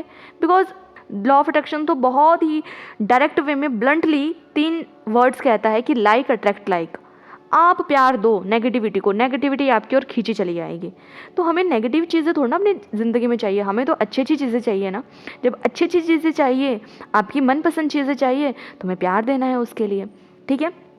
तो अब हमें क्या करना है कि जो भी भावनाएं हैं जो आपको बुरा बुरा फील करवाती हैं आपके मन में, जिनकी वजह से जेलसी फील होती है। मान लो आप किसी अमीर आदमी को देखते हो, आप देखते हो कि नहीं नहीं ये तो ऐसे ही अमीर बन गया है, इसके पास तो मतलब इसके बुज़ुर्गों के पैसे हैं, या मान लो ये तो 2 नंबर का काम करता होगा इसलिए अमीर है, या हो सकता है आप ये बोलते हो कि अमीर लोग जो होते हैं वो बहुत एरोगेंट होते हैं, ऐसे होते हैं वैसे होते हैं, है ना, ये तो गलत तरीके से पैसे कमाते हैं, या कुछ भी, है ना। तो देखो पैसा जो होता है ना, वो मैंने पहले भी आपको बताया है कि पैसा ना, पहले तो ये समझ लो कि पैसा एक एनर्जी है, ओके। पैसा एक एनर्जी है और आपकी एनर्जी कैसी है, अगर आपकी एनर्जी नेगेटिव है तो पैसा आपकी तरफ नहीं आएगा ऑब्वियसली। पर अगर आपकी एनर्जी अगर आपकी एनर्जी पैसे को लेकर बहुत ही लविंग है, बहुत ही प्यारी है ना, तो पैसा आपकी ओर आएगा, ओके। ये सेम वैसे ही है जैसे आपकी गर्लफ्रेंड है, ठीक है। पैसे को मान लो आपकी गर्लफ्रेंड है, तो आप अपनी गर्लफ्रेंड को गुस्सा करोगे, उसको डांटोगे, है ना, उस पर शक करोगे, ऐसे ही मतलब बेतुकी बातों को लेके बतंगड़ बनाते रहोगे बातों का, तो आपकी जो गर्लफ्रेंड होगी धीरे धीरे वो आपसे इरिटेट हो जाएगी। सेम गर्लफ्रेंड बॉयफ्रेंड जो भी आपको लेना है वो ले लो, है ना, इरिटेट हो जाएगी, वो आपको छोड़ के चली जाएगी। तो सेम पैसा ही है, अगर आप पैसे को प्यार करोगे, उसको बहुत ही इज्जत दोगे, बहुत वैल्यू करोगे, उसका बहुत ध्यान रखोगे, तो कौन से ऐसी गर्लफ्रेंड या बॉयफ्रेंड है जो उसको एक दूसरे को छोड़ के जाएंगे, नहीं जाएंगे ना छोड़ के। तो सेम पैसा है, पैसा भी एनर्जी है, वो आपका प्यार मांगता है, वो आपकी केयर मांगता है, आपकी अटेंशन मांगता है, आपकी रिस्पेक्ट मांगता है, आपका ग्रैटिट्यूड मांगता है। तो वही सब चीज़ें पैसे को चाहिए, वो सब दो, पैसे को अपनी ओर आकर्षित कर लो, पैसे को अपनी ओर पुल कर लो, खींच लो अपनी तरफ, वो आपकी तरफ खींचा खींचा दौड़ा दौड़ा चला आएगा। तो सेम आज हम यही सीखेंगे कि कैसे उसको करना है। तो लॉ ऑफ अट्रैक्शन हमें यही सिखाता है कि समान ही समान को आकर्षित करता है। तो जब आपको पता है कि ये सब चीज़ें हैं तो निराशा क्यों महसूस करनी, बिकॉज निराशा महसूस करोगे तो आपके पास कभी पर्याप्त धन नहीं होगा, इनफ मनी कभी होगा ही नहीं, आपको हमेशा निराशाजनक परिस्थितियां आपकी ओर आकर्षित होंगी। और यदि आप धन को लेकर चिंतित हो तो आपको और ज़्यादा ऐसे मौके मिलेंगे चिंता करने के। अगर आप आज धन को लेकर डर महसूस करते हो तो आपको और ज़्यादा ऐसे मौके मिलेंगे जब आप और ज़्यादा डर फील कर सको, और ज़्यादा ऐसी स्थितियाँ आपको मिलेंगी। तो देखो यहाँ पे ना मैं आपको एक बात बताती हूँ कि पैसे की ये जो दुनिया है ना, कि पैसे की दुनिया में कोई दोस्त नहीं होता है। पैसा पैसा है। पैसा एक ऐसी एनर्जी है ना, वो ये नहीं देखेगा कि आप कितनी चापलूसी कर रहे हो, वो देखेगा कि आप दिल से कितना प्यार करते हो उसको। सीधी सी बात है, हम ना दिल वाली बातें ज़्यादा जल्दी समझते हैं, वो हमें ज़्यादा समझ में आती हैं, और वहीं पे जो दिल से रिश्ते बने होते हैं ना, वो ज़्यादा टिके रहते हैं। तो सेम पैसों के साथ है। पैसे में ना दुनिया में कोई दोस्त नहीं है। पैसा बहुत अच्छी चीज़ है, पैसा सबके पास होना चाहिए। और पैसा ना पैसा है। सीधी सी बात यह है कि पैसा पैसा है। पैसा एक ऐसी एनर्जी है जो सिर्फ और सिर्फ आपके दिल की बातें सुनता है। आपके दिल के जो भी गहरे दबे हुए राज होते हैं, जो फीलिंग्स होती हैं, वो उसको पढ़ता है। आप दिल से अच्छा अच्छा फील करो, अच्छा अच्छा उसको बोलो, ग्रैटिट्यूड फील करो, प्यार फील करो, बहुत ही रिस्पेक्ट उसको दो। मतलब पैसे से जब भी टच कर रहे हो, वाह भाई वाह, जैसे गर्लफ्रेंड को छू लिया, वैसी वाली फीलिंग आनी चाहिए। हर एक नोट को, चाहे नोट हो 10 रुपए का, चाहे नोट हो 5 रुपए का, चाहे नोट हो 100 रुपए का, चाहे वो 200 का, चाहे वो 500 का में हो, चाहे वो सिक्के के रूप में हो, बस आप पैसे को छू रहे हो ना, बस आपका वैसा होना चाहिए कि बस गर्लफ्रेंड को छू, और वैसी जो फीलिंग होती है ना, वो आपके अंदर जनरेट होनी चाहिए। अगर वो जनरेट होने शुरू हो गए ना, पैसे आपकी ओर आकर्षित हो जाएंगे। क्यों? क्योंकि वो आपका प्यार मांगता है। ओके, तो एक तो ये बात समझ लो कि पैसा है पैसा, पैसा पैसा है। पैसा किसी का दोस्त नहीं है, किसी का सगा नहीं है। पैसा आपकी आज उसको लेके आप क्या फील करते हो, पैसा वो देखता है, वो मैटर करता है पैसे के लिए। इसलिए ये जो पैसे की दुनिया है ना, ये बहुत ही टेंजिबल दुनिया है। अब देखो, आपने पिछले 2 दिन जो प्रैक्टिस की, एक थी रिश्तों के ऊपर, एक थी हेल्थ को लेके। जब भी आप ये प्रैक्टिसेस करोगे, हो सकता है आपको रिज़ल्ट मिलने में, या सामने वाले में वो सब चीज़ें, या अपनी लाइफ में वो सब चीज़ें देखने में, जो भी इसका रिज़ल्ट है, आउटकम देखने में थोड़ा सा टाइम लग जाए, है ना। डिपेंड करता है आपकी प्रैक्टिस के ऊपर, तो हो सकता है उसमें टाइम लग जाए। पर ये जो पैसों वाली दुनिया है ना, ये इतनी टेंजिबल दुनिया है ना, कि इसमें जो रिज़ल्ट होते हैं वो आपको मिलेंगे तो आपकी प्रैक्टिस के अकॉर्डिंग ही, है ना। पर जब मिलते हैं ना, तो आपको वो दिखते हैं, और वो बहुत जल्दी दिखते हैं। कि मान लो आपने डिमांड की 1 लाख रुपए की, और आपको 1 लाख रुपए मिल गए, या आपको कोई ऐसी चीज़ मिल गई जो उसके आसपास हो। ओके, कई बार क्या होता है ना कि चीज़ें आपको ज़रूरी नहीं कि हमेशा कैश के रूप में मिले, कि आपने पैसे मांगे और आपको पैसे मिल गए डायरेक्ट, है ना। कई बार आपको कुछ डिस्काउंट मिलेंगे, कुछ गिफ्ट मिल जाएंगे, कोई ऐसी चीज़ें मिल जाएंगी जिनको आप चाहते हो, पर वो कहीं और से आपको मिल गए, जिसमें कि पैसे किसी और ने लगाए होंगे, पर आपको वो फ्री में मिल जाएंगे, है ना। पर देखो, एवरीथिंग हैज़ वैल्यू। हर किसी चीज़ की वैल्यू होती है, और किसी ना किसी ने तो उस पर पैसे लगाए हैं, चाहे वो भले ही आपने ना लगाए हो, किसी और ने लगाए हो, तो आपको किसी भी फॉर्म में वो चीज़ें मिल सकती हैं। तो धीरे धीरे ये सब चीज़ें, जैसे जैसे आप ये प्रैक्टिसेस करोगे, आपको भी ये सब चीज़ें मिलेंगी, और आप खुद इन सब चीज़ों को अपनी लाइफ में होते हुए देखेंगे। ठीक है, तो आगे बढ़ते हैं। तो आगे रौंडा बन कह रही हैं कि कई बार ना बहुत डिफ़िकल्ट होता है किसी किसी के लिए ये सब करना, कि बोलने को तो हम बोल देते हैं कि जो डर है आपके मन में पैसों को लेके, जो चिंता है, निराशा है, उसको मत फील करो। पर कई बार ऐसा होता है कि प्रेजेंट में कुछ सिचुएशंस ऐसी होती है ना, कि हम उससे नहीं बाहर आ पाते हैं। मान लो कोई कर्जे में है ना, उसके ऊपर करोड़ों का कर्जा हुआ है, और जिस तरह से यहाँ पे बोला जा रहा है कि डरो मत, चिंता मत करो, घबराओ मत, पैसों के बारे में मत सोचो, तो क्या इससे उसके पास करोड़ों रुपए आ जाएंगे और वो अपना कर्ज जो है वो चुका पाएगा। तो ऐसा कई बार होता है ना कि चीज़ें कई बार डिफ़िकल्ट होती हैं, सच में डिफ़िकल्ट होती हैं।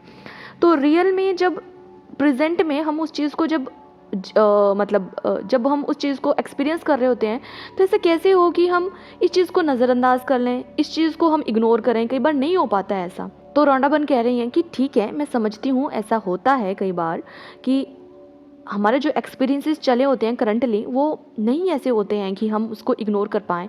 पर आपको ये भी नहीं समझना है कि ग्रैटिट्यूड ही एक ऐसी चीज़ है, एक ऐसा टूल है जो आपको गारंटी देता है कि वो आपको इस चीज़ से बाहर करेगा। और ग्रैटिट्यूड जो होता है वो पॉजिटिव फीलिंग में आता है, और ग्रैटिट्यूड आप किसी चीज़ के बारे में तभी फील कर पाओगे जब आप उस चीज़ के लिए अच्छा महसूस करोगे। और जब तक आप अच्छा महसूस नहीं करोगे, है ना, जब तक आप उस चीज़ के लिए कृतज्ञ नहीं होंगे, पैसों के लिए कृतज्ञ नहीं होंगे, भले ही वर्तमान समय में आपके पास पैसों की कमी है, पर हाँ, आप पास्ट में देख लो। आपने सीखा है ना डे 5 पे कि पास्ट में कैसे जाके हमें ग्रैटिट्यूड फील करना है, और प्रेजेंट में आप देख लो प्रेजेंट में आप आसपास में देखो कि चीज़ें आप यूज़ तो कर रहे हो ना खाने के लिए। आज आपको खाना मिला, आज आपके पास इतने पैसे हैं कि हाँ आप खाना खा सकते हो, बना सकते हो, गैस है, सिलेंडर है, घर में सोने के लिए छत है। आज देखो करो, उन चीज़ों के लिए कृतज्ञता फील करो। अब देखो वही बात आ गई कि ठीक है आपके पास कर्ज है, करोड़ों का कर्ज है, तो वो आपको पता है कि ठीक है आज नहीं चुकाना है, 1 महीने बाद चुकाना है मान लो, ठीक है। तो 1 महीने अगर आप यही सब चीज़ें सोचते रहोगे, हर टाइम 24 घंटे वही सोच रहे हो, ना रात को नींद आ रही है, ना दिन में अच्छे से खाना खा पाते हो, ना पानी गले से नीचे उतरता है। अब बोलोगे अब ऐसा ही होता है जब कर्ज होता है हमारे ऊपर।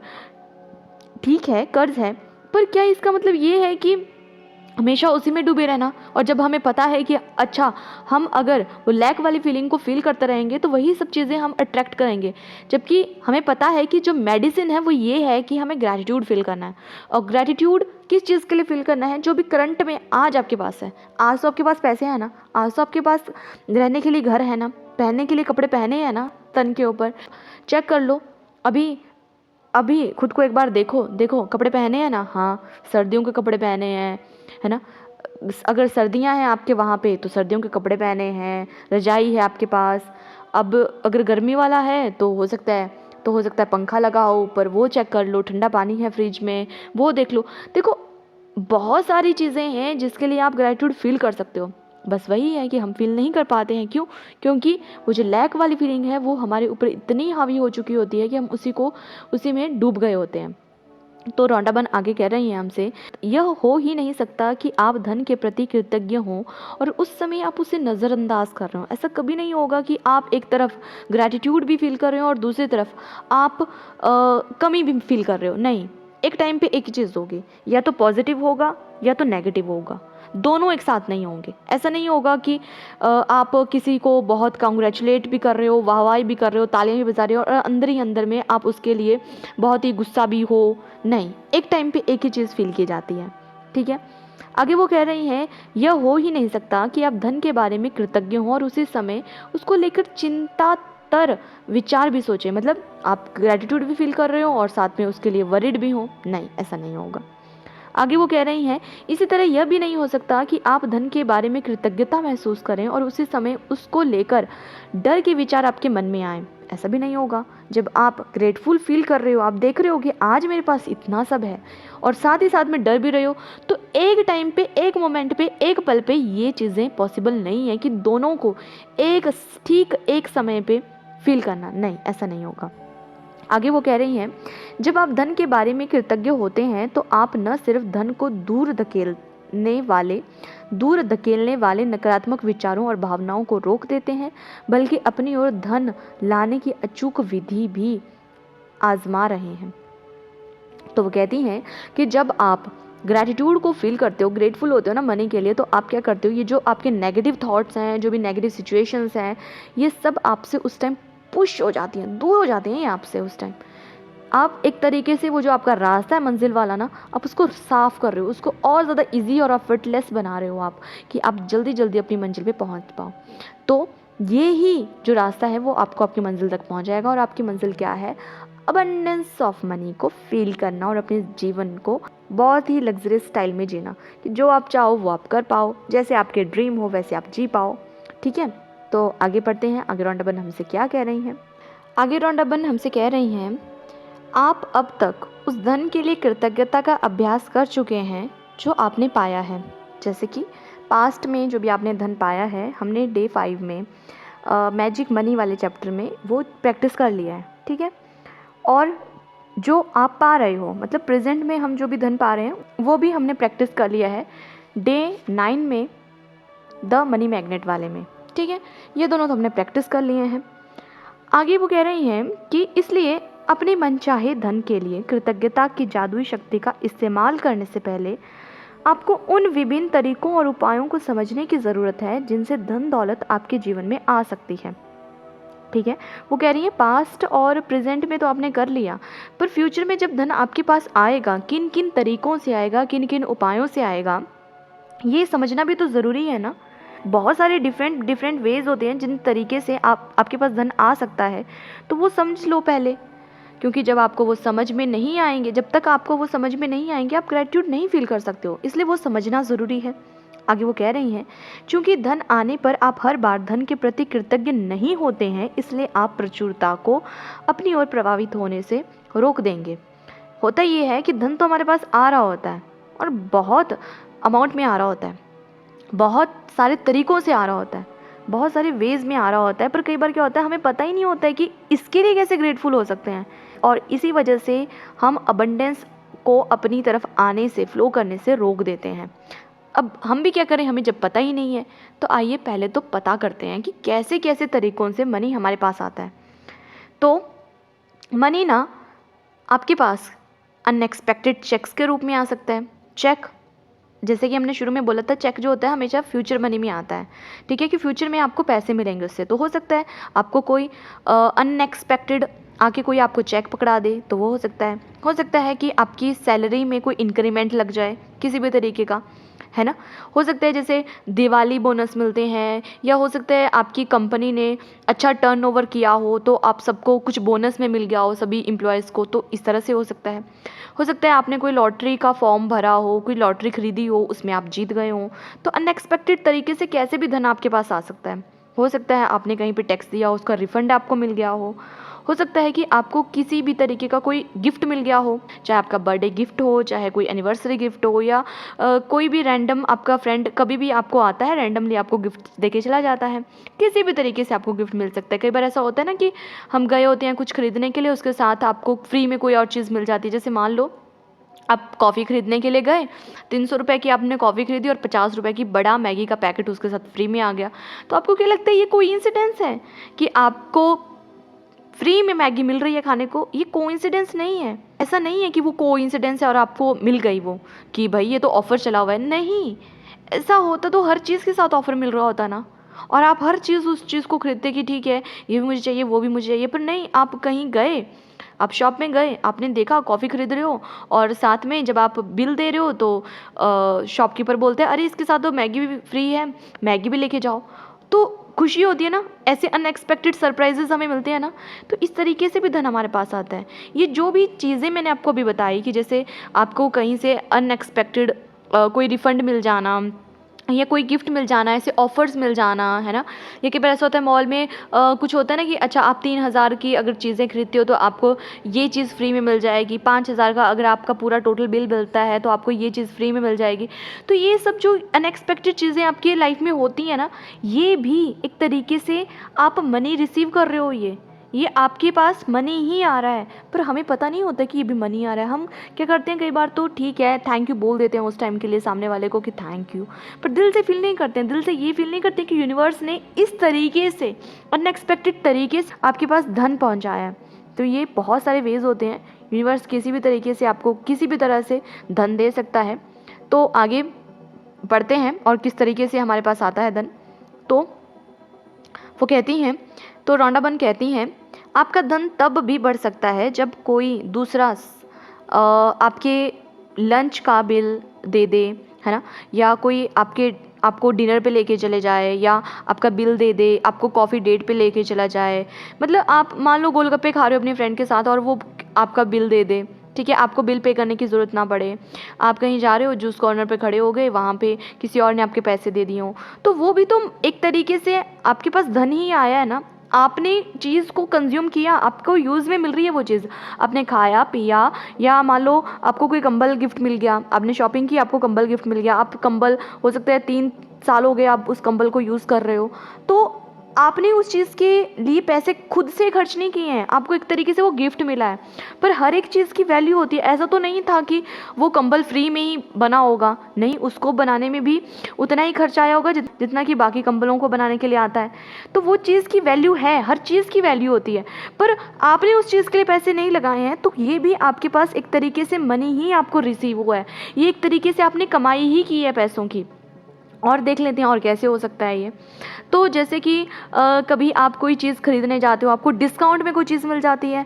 मान लो कोई ऑफ़र चला हो, आपको डिस्काउंट में 50% डिस्काउंट में होता है ना कि ये सेल चलती रहती हैं। ऑनलाइन शॉपिंग में भी सेल चली रहती हैं, कभी दिवाली आ रही है तब सेल चली होती है, कोई भी छोटा मोटा कोई भी फेस्टिवल आता है, कुछ भी आता है, न्यू ईयर पे सेल चली होती है। तो इस तरह से डिस्काउंट लगाते रहते हैं, सेल में चीज़ें आती रहती हैं। तो जो एक्चुअल प्राइस है किसी चीज़ का, उससे कम दाम में अगर आपको कोई चीज़ मिल गई, मान लो कोई चीज़ 1000 रुपये की थी पर सेल में आपको वो 800 की मिल गई, 700 की मिल गई, तो वो जो आपने 200 या 300 रुपये का बचाए हैं, तो वो जो 200 और 300 रुपये बचे हैं, वो भी तो एक तरीके से आपकी मनी रिसीव ही हुआ है आपको, वो भी एक तरीके से आपने मनी कमाया ही है। तो एक ये भी ज़रिया है मनी कमाने का। कई बार ऐसा होता है कि कोई फ्रेंड आपका आता है, मान लो कोई अब्रॉड से आ रहा है, ठीक है, वो आपके लिए कोई ऐसी चीज़ लेके आया है जो आपको चाहिए थी, जिसके लिए आप पैसे खर्च करने ही वाले थे। या कई बार ऐसा होता है कि मान लो कई बार ऐसा होता है कि फंक्शन में आप कहीं जा रहे हो, ठीक है, आप न्यू ड्रेस कोई खरीदने वाले हो, आप अपनी फ्रेंड से डिस्कस करते हो कि ऐसे ऐसे मुझे उसकी शादी में जाना है, मान लो, है ना। तो आपकी फ्रेंड बोलेगी कि देख ना, मेरे पास ना ये लहंगा पड़ा हुआ है या मेरे पास ये साड़ी है, तो इसको पहन ले, ठीक है, और मुझे भी किसी फंक्शन में जाना है, तो तू ऐसा कर, तो मेरे को अपनी वो वाली साड़ी दे दे। तो आप ऐसे कर लेते हो ना कि एक्सचेंज कर लेते हो सामान एक दूसरे के साथ, फ्रेंड्स में।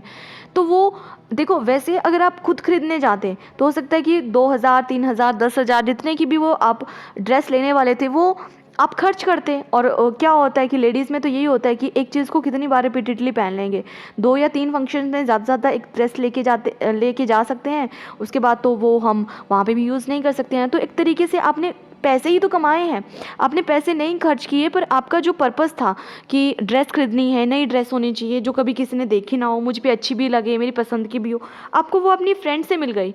और चाहे बदले में आपने अपनी कोई ड्रेस अपनी फ्रेंड को दी हो किसी फंक्शन को अटेंड करने के लिए, तो एक तरीके से आप दोनों ने मनी ही रिसीव किया है, दोनों तरीक़ों से आपके पास पैसे ही आए हैं, ठीक है। तो ये भी एक ज़रिया है पैसे कमाने का। तो ये जो चीज़ें हैं जो प्रत्यक्षित रूप से आपके पास आती हैं, मतलब ये आपको टेंजिबली नहीं दिख रहा है, नहीं आ रहा है आपके पास, टेंजिबली मनी नहीं आ रहा है, पर हाँ आपके पास इनडायरेक्ट वे में कहीं ना कहीं आप रिसीव कर रहे हो मनी को, है ना। आप खुद नहीं खर्च कर रहे हो, पर हाँ आपके पास चीज़ें आ रही हैं, यूज़ करने के लिए आपके पास सामान आ रहा है। तो ये भी तो एक तरीके से मनी रिसीव हुआ है, आपको आपने कमाई की है ये भी। तो ये भी एक ज़रिया है जिस तरीके से यूनिवर्स आपको चीज़ें देता है, ठीक है।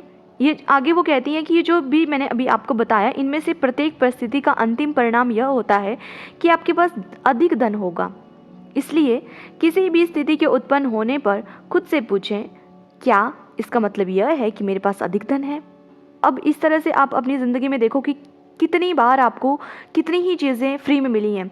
जैसे हमारे टाइम में तो ये भी होता था ना कि जब हम स्कूल में पढ़ते थे, तो जब भी किसी का भी बर्थडे होता था, तो वो एक तो टॉफ़ियाँ वगैरह या चॉकलेट वगैरह पूरी क्लास में बांटते थे, साथ में कई बार पेन, पेंसिल, रबड़, ये सब चीज़ें भी बांटते थे। वो हमें गिफ्ट मिलता था, बर्थडे किसी और का है, हमें उसको देना चाहिए, पर नहीं, वो हम पूरी क्लास को, जैसे क्लास में मान लो 40 बच्चे हैं, तो 40 बच्चों को पेंसिल बांट रहे हैं, है ना। तो इस तरीके से जब हमें कोई चीज़ मिलती है, तो एक तरीके से हमारे पास मनी ही तो आया है ना। हम अगर खुद उस चीज़ को खरीदने जाते तो हम मनी खर्च करते, पर नहीं, हमारे पास बिना हमारे पैसे खर्च किए हुई चीज़ मिल रही है। तो जब भी आपके पास ऐसी कोई सिचुएशन आए, आप देखो कि आपके पास कोई ऐसी चीज़ आ गई है जिसके लिए धन आपने खर्च नहीं किया है, पर हाँ आपके पास किसी ना किसी तरीके से, चाहे वो थोड़ा अमाउंट हो, चाहे वो 1 रुपये का आपको डिस्काउंट मिला है, चाहे 2 रुपये का मिला हो, चाहे 500 का मिला हो, चाहे 1000 का मिला हो, पर हाँ वहाँ पे आपने मनी को सेव किया है, आपके पास पैसे आए हैं। तो वहाँ पे आपने खुद से एक सवाल पूछना है कि क्या मेरे पास अधिक धन है। अगर ऐसा है तो आपको उस परिस्थिति से प्राप्त होने वाले धन के लिए बहुत कृतज्ञ होने की ज़रूरत है। तो जो भी आप उस टाइम जो भी आपको उस टाइम वो पैसे मिले, वो इनडायरेक्ट वे में मिले, आपने दिल से उसके लिए बहुत बहुत बहुत ग्रैटिट्यूड फील करना है। बिकॉज जिसके लिए आप ग्रैटिट्यूड दिल से फील करोगे ना, वो चीज़ आपके पास और बढ़ेगी और बढ़ेगी और बढ़ेगी। ओके। आगे रॉन्डाबन कहती हैं कि यदि आप किसी मित्र को बताते हैं कि आप कोई सामान खरीदने वाले हैं और वह आपको उसे उधार या भेंट में दे देता है क्योंकि अब वह उसका इस्तेमाल नहीं करता है, क्या यदि आप यात्रा की योजना बना रहे हैं और किसी टूर के खास डिस्काउंट के बारे में आप सुनते हैं, या कोई उधार देने वाली संस्था ब्याज दर कम कर देती है, या कोई सर्विस प्रोवाइडर आपको बेहतर पैकेज देता है, तो पैसों की बचत से आपका धन जादू से बढ़ जाएगा। तो वही रॉन्डाबर्न हमसे कह रही हैं कि मान लो आप अपने किसी फ्रेंड से डिस्कस करते हो कि आप कोई सामान खरीदने वाले हो, है ना, और वो कहते हैं कि अरे मेरे पास तो 2 पड़ी हुई हैं, तू मेरे से एक ले जा, है ना। मान लो आपके फ्रेंड के पास 2 मिक्सी ग्राइंडर पड़े हुए हैं, है ना, और आप बोल रहे हो कि चल यार मार्केट चलते हैं, मुझे वो खरीदना है। वो बोलेगा अरे मत जाना, मेरे पास 2 पड़े हुए हैं, वैसे ही ऐसे रखा हुआ है, यूज़ में आ नहीं रहा है, तो तू ऐसा कर, तू वही ले जा, है ना। कई बार ऐसा हो जाता है। और एक अभी मैंने आपको एग्जाम्पल बताया कि आपका फ्रेंड बोले कि मेरी ही चीज़ ले जा, तो ऐसा कोई भी चीज़ हो सकती है। तो आप खुद खरीदने वाले थे ना, पर आपको या तो वो चीज़ उधार में मिल गई, एक दिन के लिए मिल गई यूज़ करने के लिए, या आपको किसी ने वो चीज़ गिफ्ट ही कर दी, आपके फ्रेंड ने वो चीज़ गिफ्ट ही कर दी कि तू रख, तू यूज़ करता रहे, ठीक है। चाहे वो उसका इस्तेमाल नहीं करता हो, आप बोलो कि अरे भाई, अगर आप ना शुक्रे पर्सन हो कि आप उसमें कंप्लेन ढूंढने लग जाओ कि वो ना यूज़ नहीं करता था इसलिए मुझे दी, उसने ना यूज़ कर लिया था इसलिए मुझे दी, वो तो ऐसे ही करता है कि मैं उसकी जैसे यूज्ड चीज़ें यूज़ करूं। अरे भाई, आपको उस चीज़ से क्या मतलब है? वो जब दे रहा है तो आप अगर उसके लिए शुक्रिया फ़ील करोगे, है ना। अगर आप उसमें कमियां निकालोगे कि उसको ना पसंद नहीं आई होगी, या उसके काम की नहीं है इसलिए मुझे दी है, तब फिर आप देख लेना कि ठीक है, इस बार तो आपको मिल गया ना, दूसरी बार आपको कोई चीज़ मिलेगी भी नहीं। और उस फ्रेंड से क्या, ये जो डिस्काउंट वाली जो भी बातें हमने की थी वो भी नहीं मिलने वाली है, बिकॉज जब आपके पास कोई चीज़ आई थी आपने उसको थैंक यू ही नहीं बोला। अगर आप किसी चीज़ को थैंक यू नहीं बोलते हैं ना, तो वो चीज़ आपसे दूर चली जाती है, वहाँ पे वो आपकी नेगेटिविटी आ जाती है, कंप्लेंट्स आ जाती है, और जैसे कोई चीज़ कंप्लेनिंग मोड में चली गई ना, वो चीज़ आपसे दूर चली जाएगी। अगर रॉन्डाबर्न हमसे कह रही हैं कि मान लो आप कहीं पे ट्रैवल करने को प्लान कर रहे हो, पर आपको साथ में पता चलता है कि वो वाला ट्रैवल एजेंट है ना, उसने कोई ऑफ़र चला के रखा है, आपको डिस्काउंट मिल रहा है, या मान लो वैसे आप 2 जगह पे घूमने वाले थे और उसी सेम पैकेज में आप 5 जगह घूमने का आपको एक मतलब एक स्पेशल ऑफ़र मिलता है ना। तो ऐसे कोई भी ऑफ़र आपको मिल सकते हैं, तो वो भी इनडायरेक्टली मनी रिसीव हुआ आपको। मान लो आप कहीं पे कोई ऐसा होता है ना कि अच्छे आपको कहीं पे डिस्काउंट मिल जाते हैं, या मान लो आप कहीं पे कोई ऐसे होता है ना कि उधार लेने वाली जो भी कंपनियां होती हैं वो अच्छा जैसे इंटरेस्ट रेट मिल जाता है, जिन पे कि ब्याज दर अच्छी होती है, जिन पे हाई होती है ना, तो वैसा कोई आपको मिल जाए अगर। दूसरा आगे वो कहती हैं कि कोई अच्छा सर्विस प्रोवाइडर है तो वो आपको कोई अच्छा पैकेज दे दे। तो इस तरीके से जो भी चीज़ें आपको मिलती हैं ना, अपने पास्ट में जाके एक बार देखो क्या क्या कैसे कैसे क्या क्या आपको मिला है और किस किस तरीके से मिला है, किस किस वे में मिला है, आप एक बार चेक तो करो। अब देखोगे कि मैजिकली पता नहीं क्या क्या कितनी बार आपको कितना ज़्यादा अबंडेंस में मनी मिला हुआ है, ऑलरेडी में मिला हुआ है, और वो सारी आपकी मनी सेविंग्स हैं। ठीक है, आपने उस तरीके से मनी सेव किया है, पर हम देखते नहीं है ना उसको उस तरह से। तो आगे रॉन्डाबर्न हमसे एक सवाल पूछ रही हैं कि क्या आप समझ रहे हैं कि ऐसी अनगणित परिस्थितियां हो सकती हैं जिनसे आपको धन मिल सकता है। पता नहीं है ऐसी, अभी ये जो आपने अभी सुनी, ये तो कुछ तरीके हैं जिस तरीके से ये तो एग्जाम्पल में समझाने के लिए कुछ तरीके बताए हैं, पर ऐसे पता नहीं ना जाने कितने इनफाइनाइट वेज हैं जिन तरीक़ों से आपको पैसा मिल सकता है। तो आप सोचो तो सही, कितने अनलिमिटेड सिचुएशंस ऐसी हो सकती हैं जिससे आप मनी रिसीव कर सकते हो, पर वो तभी मिलेगा जब आप शुक्रगुजार होंगे।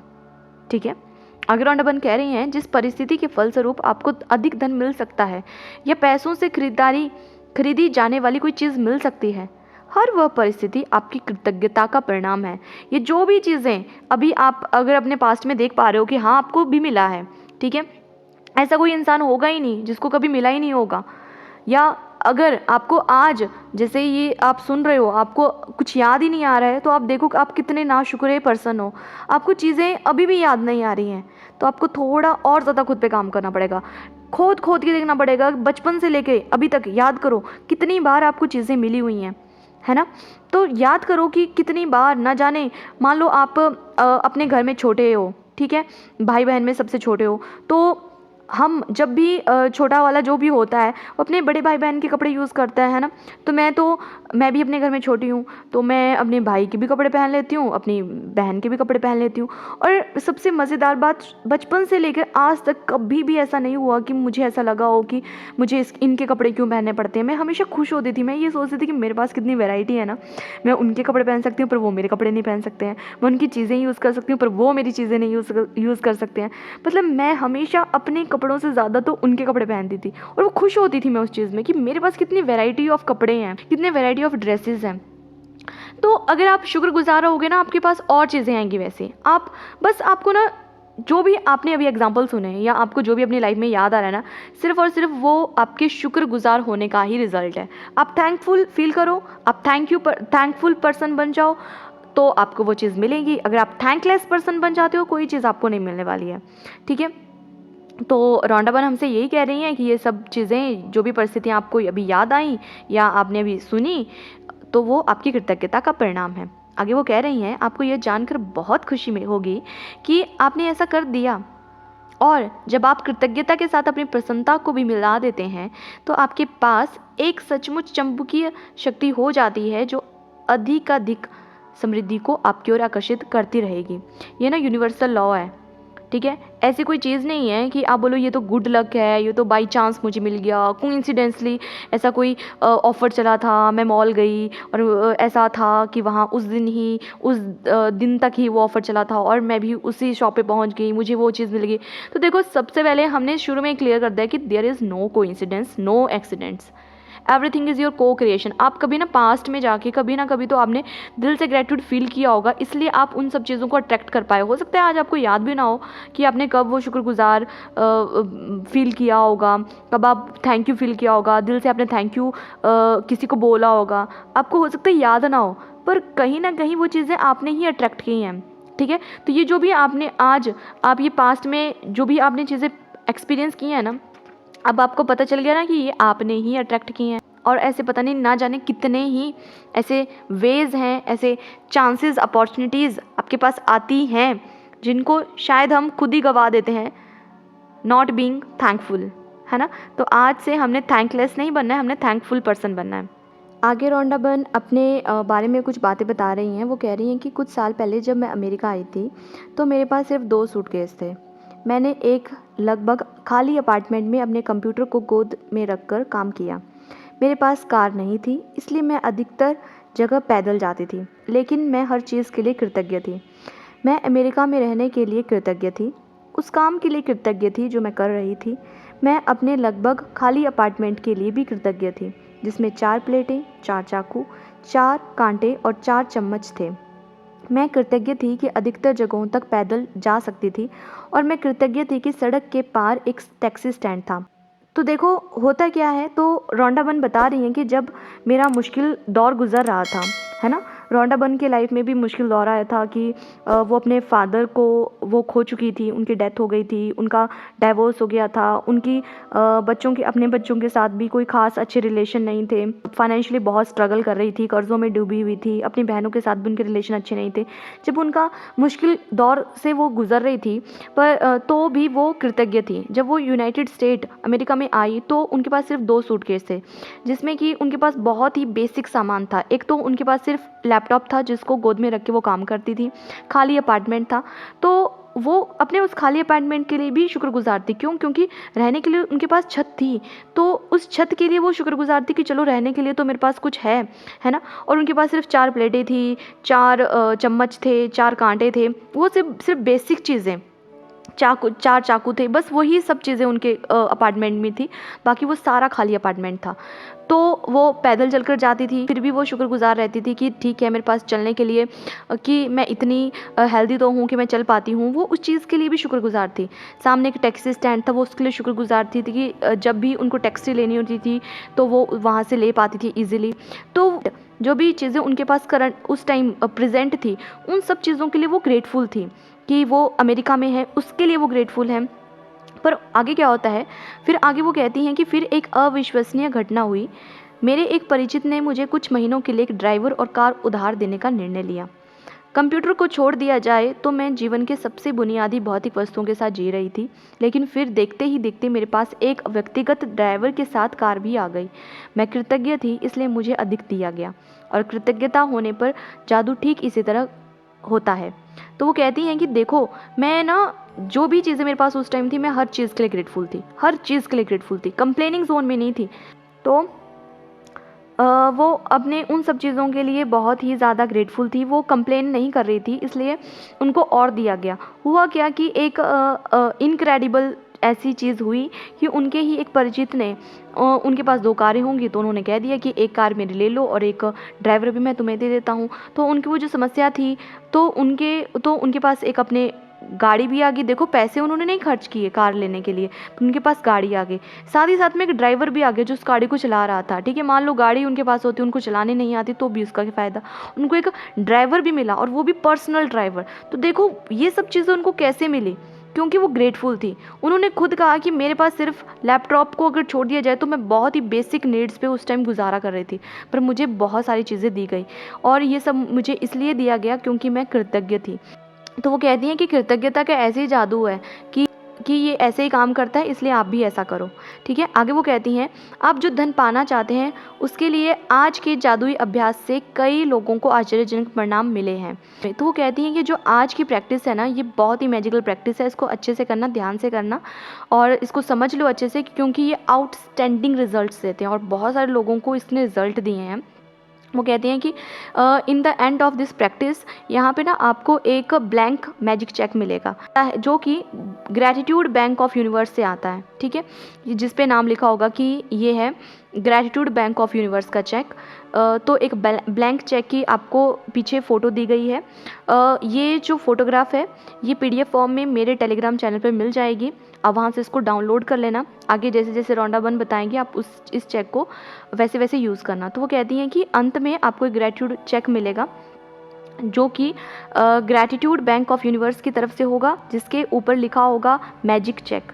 ठीक है, तो इसमें आपने क्या करना है, अभी स्क्रीन पे आपको वो फोटोग्राफ दिखाई दे रही होगी, तो आप इसको ध्यान से देखो। इसमें आपने डेट भरनी है, आज की डेट, जिस भी दिन आप इसको भर रहे हो। जैसे आज आप ये प्रैक्टिस सुन रहे हो, तो आज इस प्रैक्टिस को आप करने वाले हो, तो आप इस पे आज की डेट भरना। अब तो यहाँ पे आपको पे में आपको अपना नाम भरना है। ठीक है, आगे कुछ ब्लैंक स्पेस है, यहाँ पे आपको अमाउंट भरनी है, जितना भी आपको अमाउंट चाहिए वो आपने भरना है। तो आप अभी स्क्रीन पे फोटोग्राफ देखो, आपको फोटोग्राफ दिखाई दे रही होंगी। इसमें रौंडाबन आगे बोलती हैं कि इस अभ्यास के अंत में आप gratitude bank of the universe का एक कोरा चेक पाएंगे, जिसे आप खुद के नाम से लिखने जा रहे हैं। जितना भी धन आप पाना चाहते हैं चेक पर भर लें, साथ ही अपना नाम और आज की तारीख डाल दें। जो एक चीज़ आप वाकई चाहते हैं उसके लिए निश्चित राशि चुन लें, क्योंकि आप धन के लिए तब अधिक कृतज्ञता महसूस करेंगे जब आपको पता होगा कि आप उससे क्या खरीदने वाले हैं। धन आपकी इच्छा पूर्ति का एक साधन है, लेकिन यह अंतिम परिणाम नहीं है। इसलिए अगर आपने केवल धन के बारे में सोचा तो आप उतनी अधिक कृतज्ञता महसूस नहीं कर पाएंगे। जब आप अपनी मनचाही चीज़ों को वास्तव में पाने या मनचाहे काम करने की कल्पना करते हैं, तो आप कहीं अधिक कृतज्ञता महसूस करेंगे। तो यहाँ पे रौंडाबन हमें कह रही हैं कि लास्ट में ना आपको एक मैजिक चेक मिलेगा। अभी स्क्रीन पे आपको मैजिक चेक दिखाई दे रहा होगा, उसको आप ध्यान से देखिए। उसमें आपने आज की डेट डालनी है। जैसे आज ही आप प्रैक्टिस कर रहे हो, आज आप इस वीडियो को सुन रहे हो, तो आज आप ये प्रैक्टिस करने वाले हो, तो आपको आज की डेट डालनी है, अपना नाम लिखना है। ठीक है, और जो भी आप चीज़ चाहते हो, रियली जो आपकी सच में आज डिज़ायर है, आपको लगता है कि मुझे ये चीज़ चाहिए, सिर्फ एक चीज़ पिक करो। ठीक है, एक चीज़ पिक करनी है, और कितनी एग्जैक्ट अमाउंट चाहिए। ठीक है, आसपास मान लो आपको किसी चीज़ का रेट नहीं पता है, ठीक है, तो आपको पता है कि अच्छा ये इतनी आती है, तो तकरीबन अमाउंट लगा लो कि इतना मुझे चाहिए।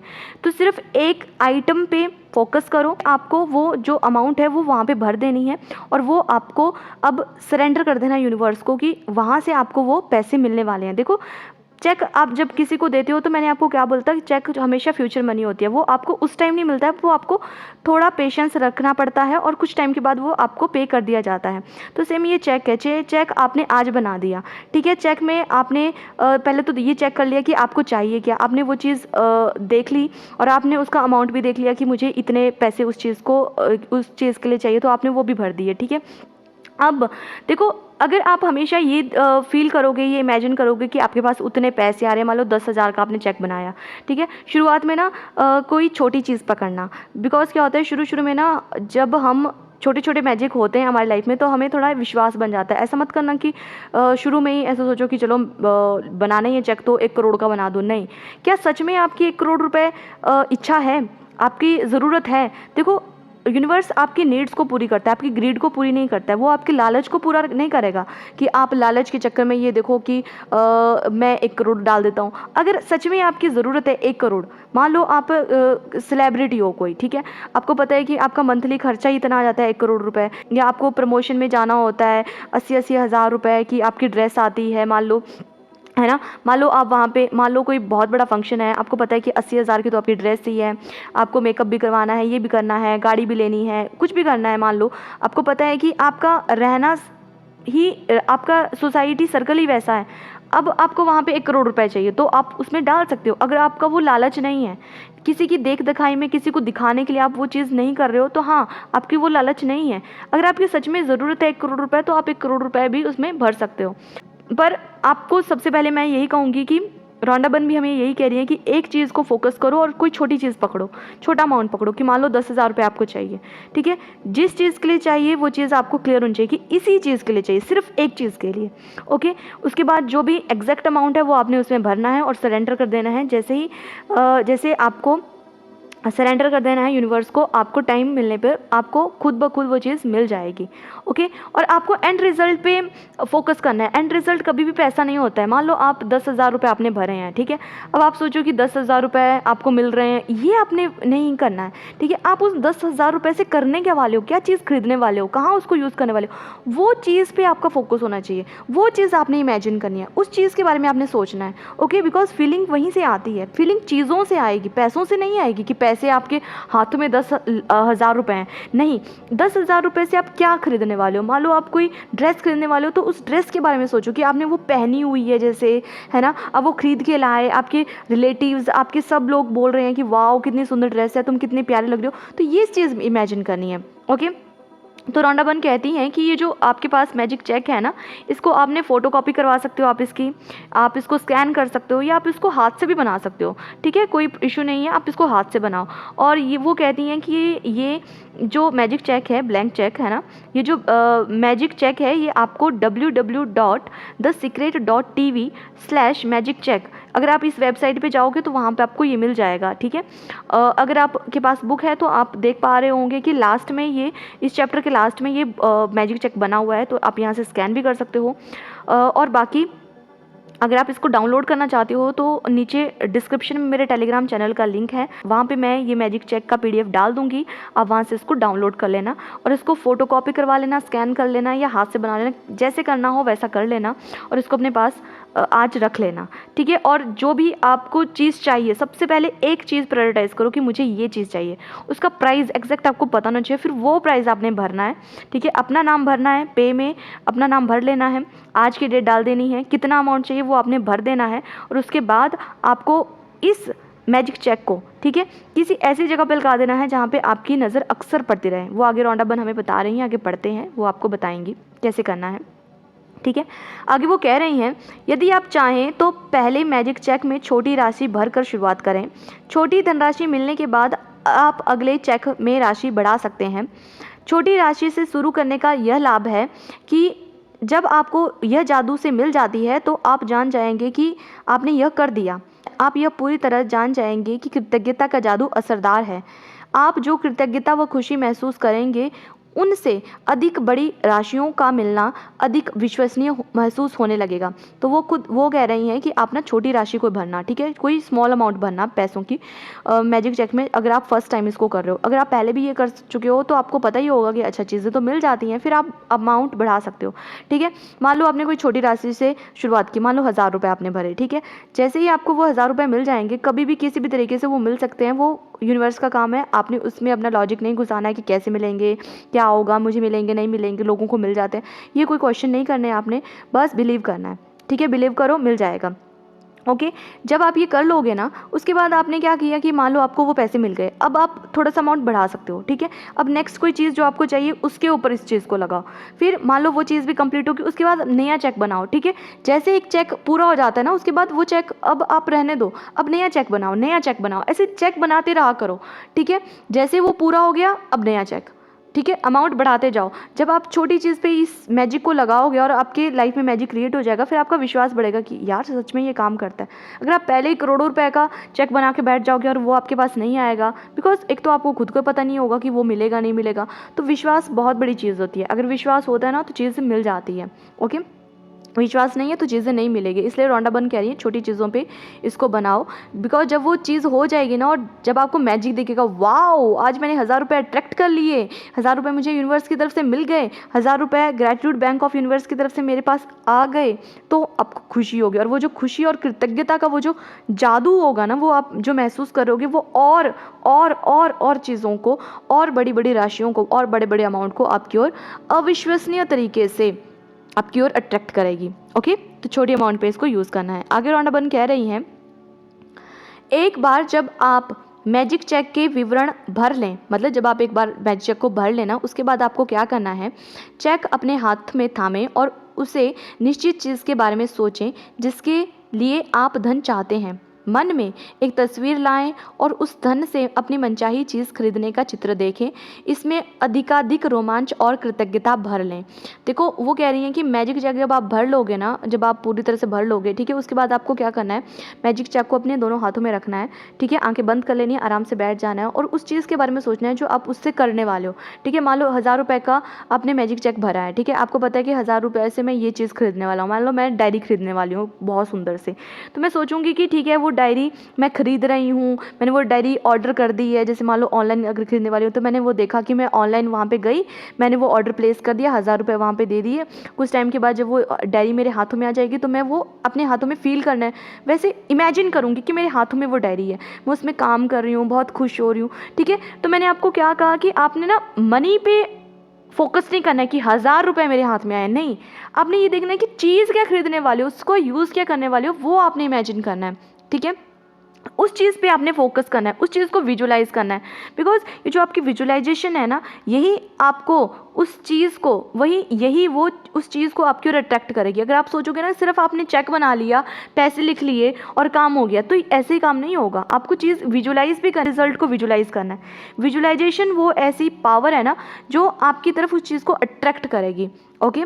आगे राउंड अपन कह रही हैं, शायद आप नए जूतों, कंप्यूटर या नए बिस्तर के लिए पैसे चाहते हैं। हो सकता है कोई नया जूता खरीदना चाहता हो सकता है कोई कंप्यूटर खरीदना चाहता हो सकता है कोई बेड खरीदना चाहता है। इसलिए तस्वीर में देखें कि आप अपनी मनचाही चीज़ सचमुच किसी स्टोर में खरीद रहे हैं। यदि आप मनचाही चीज़ ऑनलाइन खरीदना चाहते हैं तो तस्वीर में देखें कि आप डिलीवरी ले रहे हैं, ताकि आप रोमांच और कृतज्ञता महसूस करें।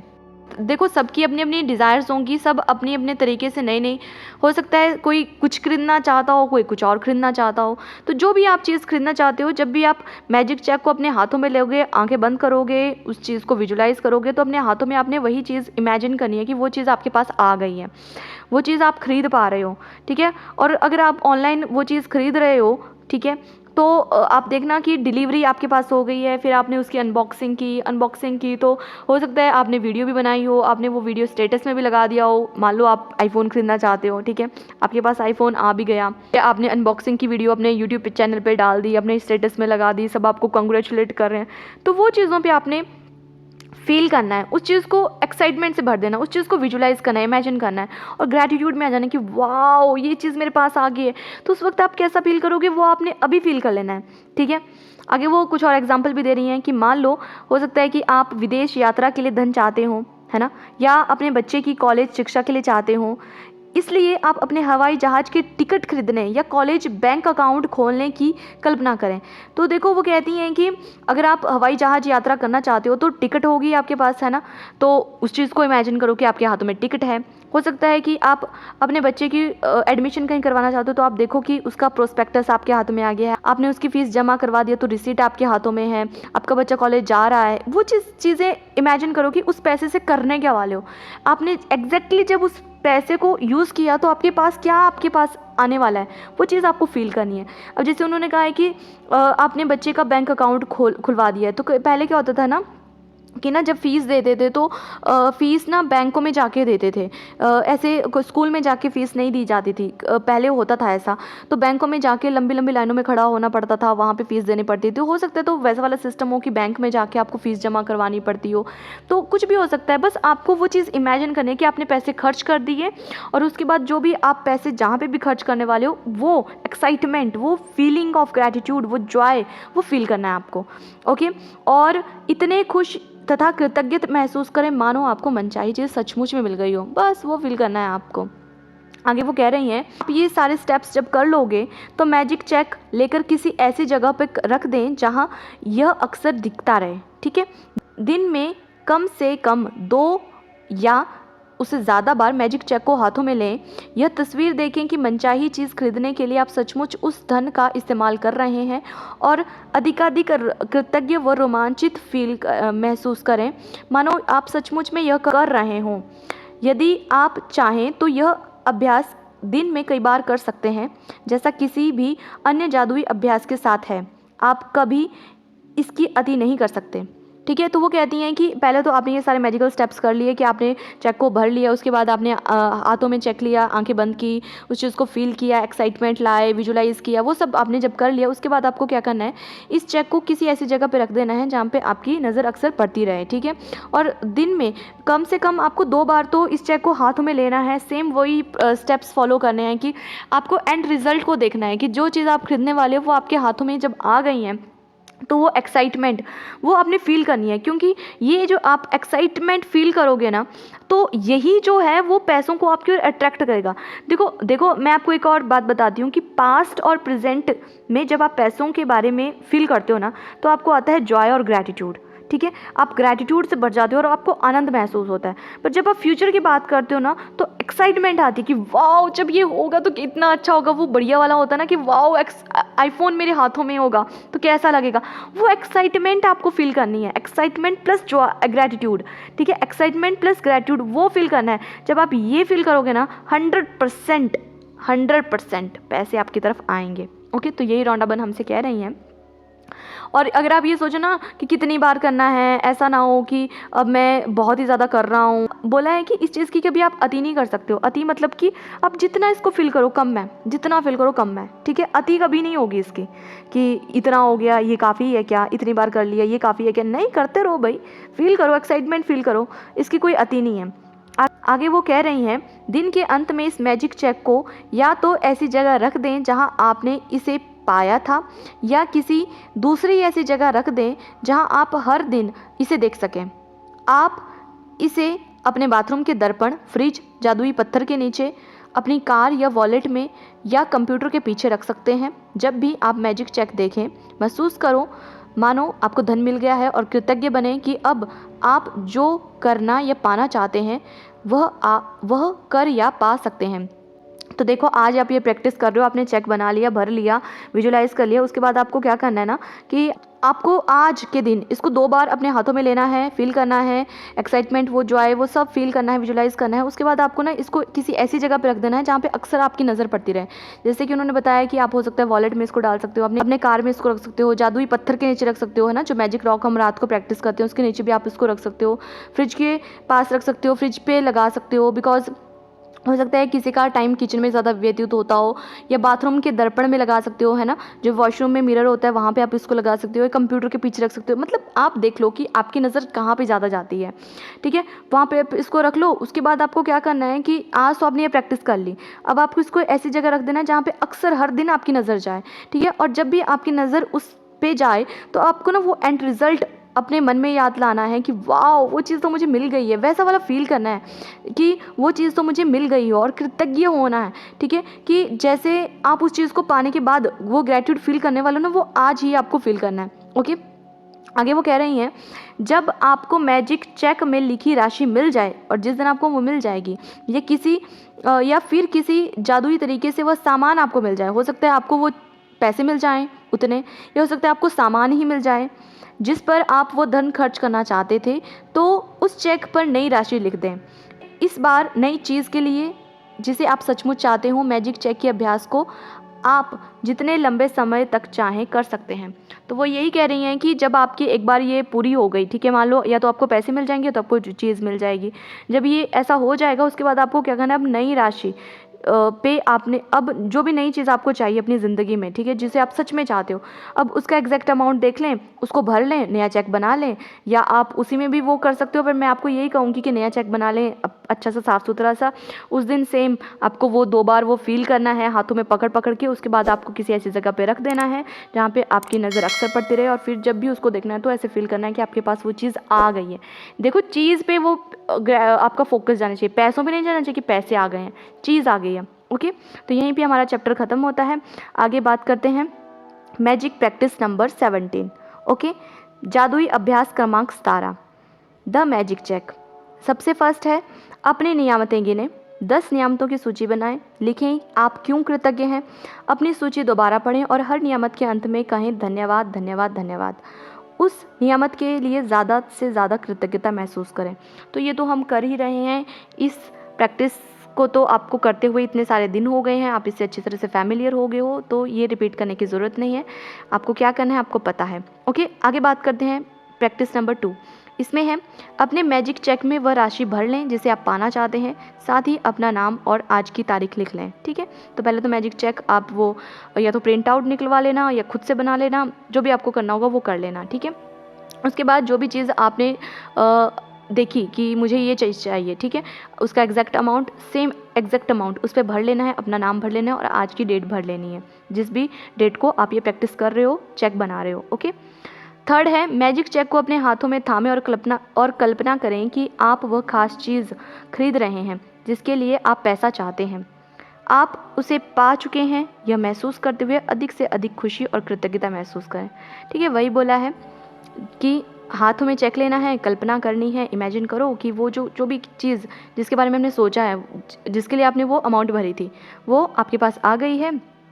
तो जब वो चीज़ आपके पास आ जाएगी तो आपको ऑब्वियसली अच्छा लगेगा, खुशी फील होगी, कृतज्ञता महसूस होगी, तो वो आज ही फील कर लेनी है। ओके, और जितनी ज़्यादा फील करोगे उतनी फील करनी है।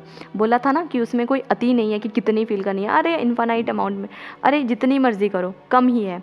ओके, आगे वो बोलती हैं 4th पॉइंट में, वो कहती हैं कि आज जिस दिन आप ये प्रैक्टिस कर रहे हो, ओके, आज मैजिक चेक अपने साथ ले जाएं या किसी ऐसी जगह रख दें जहां वह आपको अक्सर दिखता रहे। कम से कम दो अन्य अवसरों पर चेक अपने हाथों में लें और यह तस्वीर देखें कि आप मनचाही चीज़ खरीदने के लिए उस धन का इस्तेमाल कर रहे हैं। उतने ही कृतज्ञ महसूस करो, मानो आप सचमुच ऐसा कर रहे हो। तो देखो, वो कह रही हैं कि ये जो मैजिक चेक है ना, ठीक है, आपने इसको बनाया, आपने वो प्रैक्टिस कर ली कि हाथों में पकड़ के उस चीज़ को विजुलाइज़ किया, ठीक है, एक बार कर लिया, उसके बाद 2 बार और करना है इसको, मतलब पूरे दिन में 3 बार आपको इसको करना है।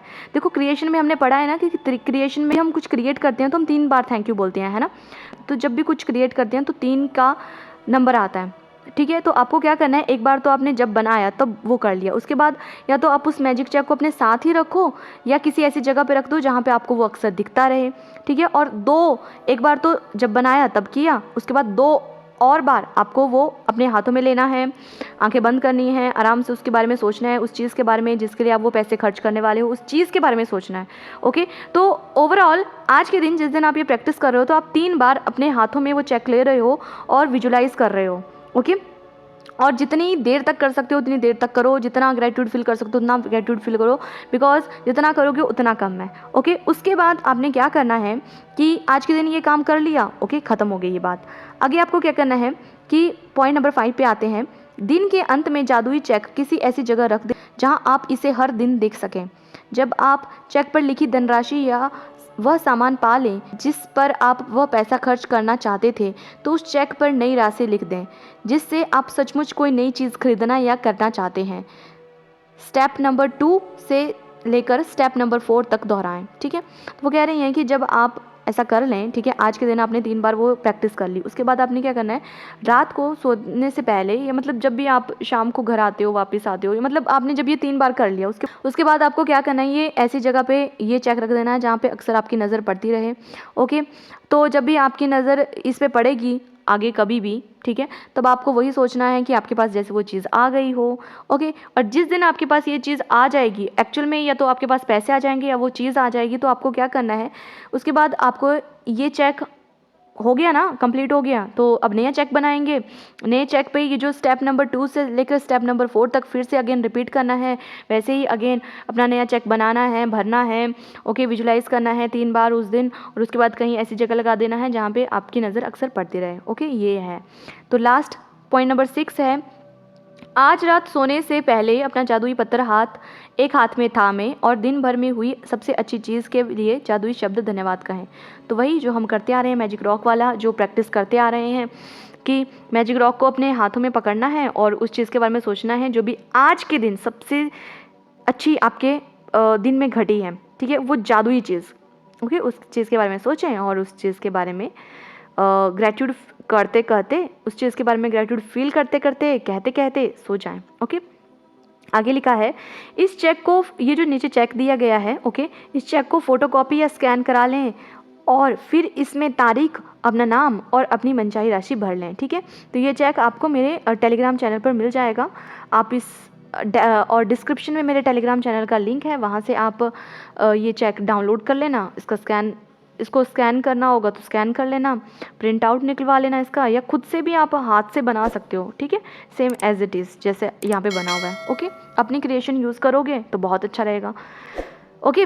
तो ये है हमारा day number 17 the magic check, जिसमें कि हमने सीखा कि फ्यूचर में कि कैसे हम अपने फ्यूचर को पैसों से भर सकते हैं, ओके। तो आज की प्रैक्टिस को प्रैक्टिस करो और फिर आके अपने मैजिक्स को मेरे साथ यहाँ पे कमेंट सेक्शन में शेयर करो, बिकॉज़ आपकी जो शेयरिंग्स होती हैं वो बहुत ही वैल्यूएबल होती हैं। बाकी लोग जो भी उन शेयरिंग्स को पढ़ते हैं उनको और ज़्यादा मोटिवेशन मिलता है कि वाओ, सच में ऐसे ये चीज़ें काम करती हैं। जब दूसरों की लाइफ में ये चीज़ें काम करती हैं तो उनकी लाइफ में भी करेंगी। तो इस तरह से एक दूसरे को मोटिवेट करने का काम भी करना है, अपनी शेयरिंग्स करनी है, और साथ ही साथ में अगर आप इन वीडियोस को बाकी लोगों के साथ शेयर करोगे तो आप भी कहीं ना कहीं, वो होता है ना कि अच्छी काम, और दूसरी चीज़, बाकी लोगों को भी, अपने आसपास में जो भी आपके दोस्त हैं, आपके रिलेटिव्स हैं, जिनका आप भला चाहते हो, जिनको आप चाहते हो कि सच में जिनको भी मैजिक बुक प्रैक्टिस करनी चाहिए, उनके साथ मैजिक बुक की प्रैक्टिसेस को शेयर करो, उनको भी बताओ मैजिक बुक के बारे में, ठीक है। तो इस तरह से शेयरिंग करो। वीडियो पसंद आए तो लाइक करो, कमेंट करो, चैनल को सब्सक्राइब करो और वीडियोस को दिल खोल कर शेयर करो। मिलते हैं फिर नई प्रैक्टिस के साथ। तब तक के लिए खुश रहिए, हंस रहिए, मुस्कुराते रहिए, खुद का ढेर सारा ख्याल रखिए, खुद पर ढेर सारा काम कीजिए और अबंडेंस को अपनी लाइफ में अट्रैक्ट कीजिए, ओके। तो और अंत में मेरे साथ कहिए, सबका मंगल हो।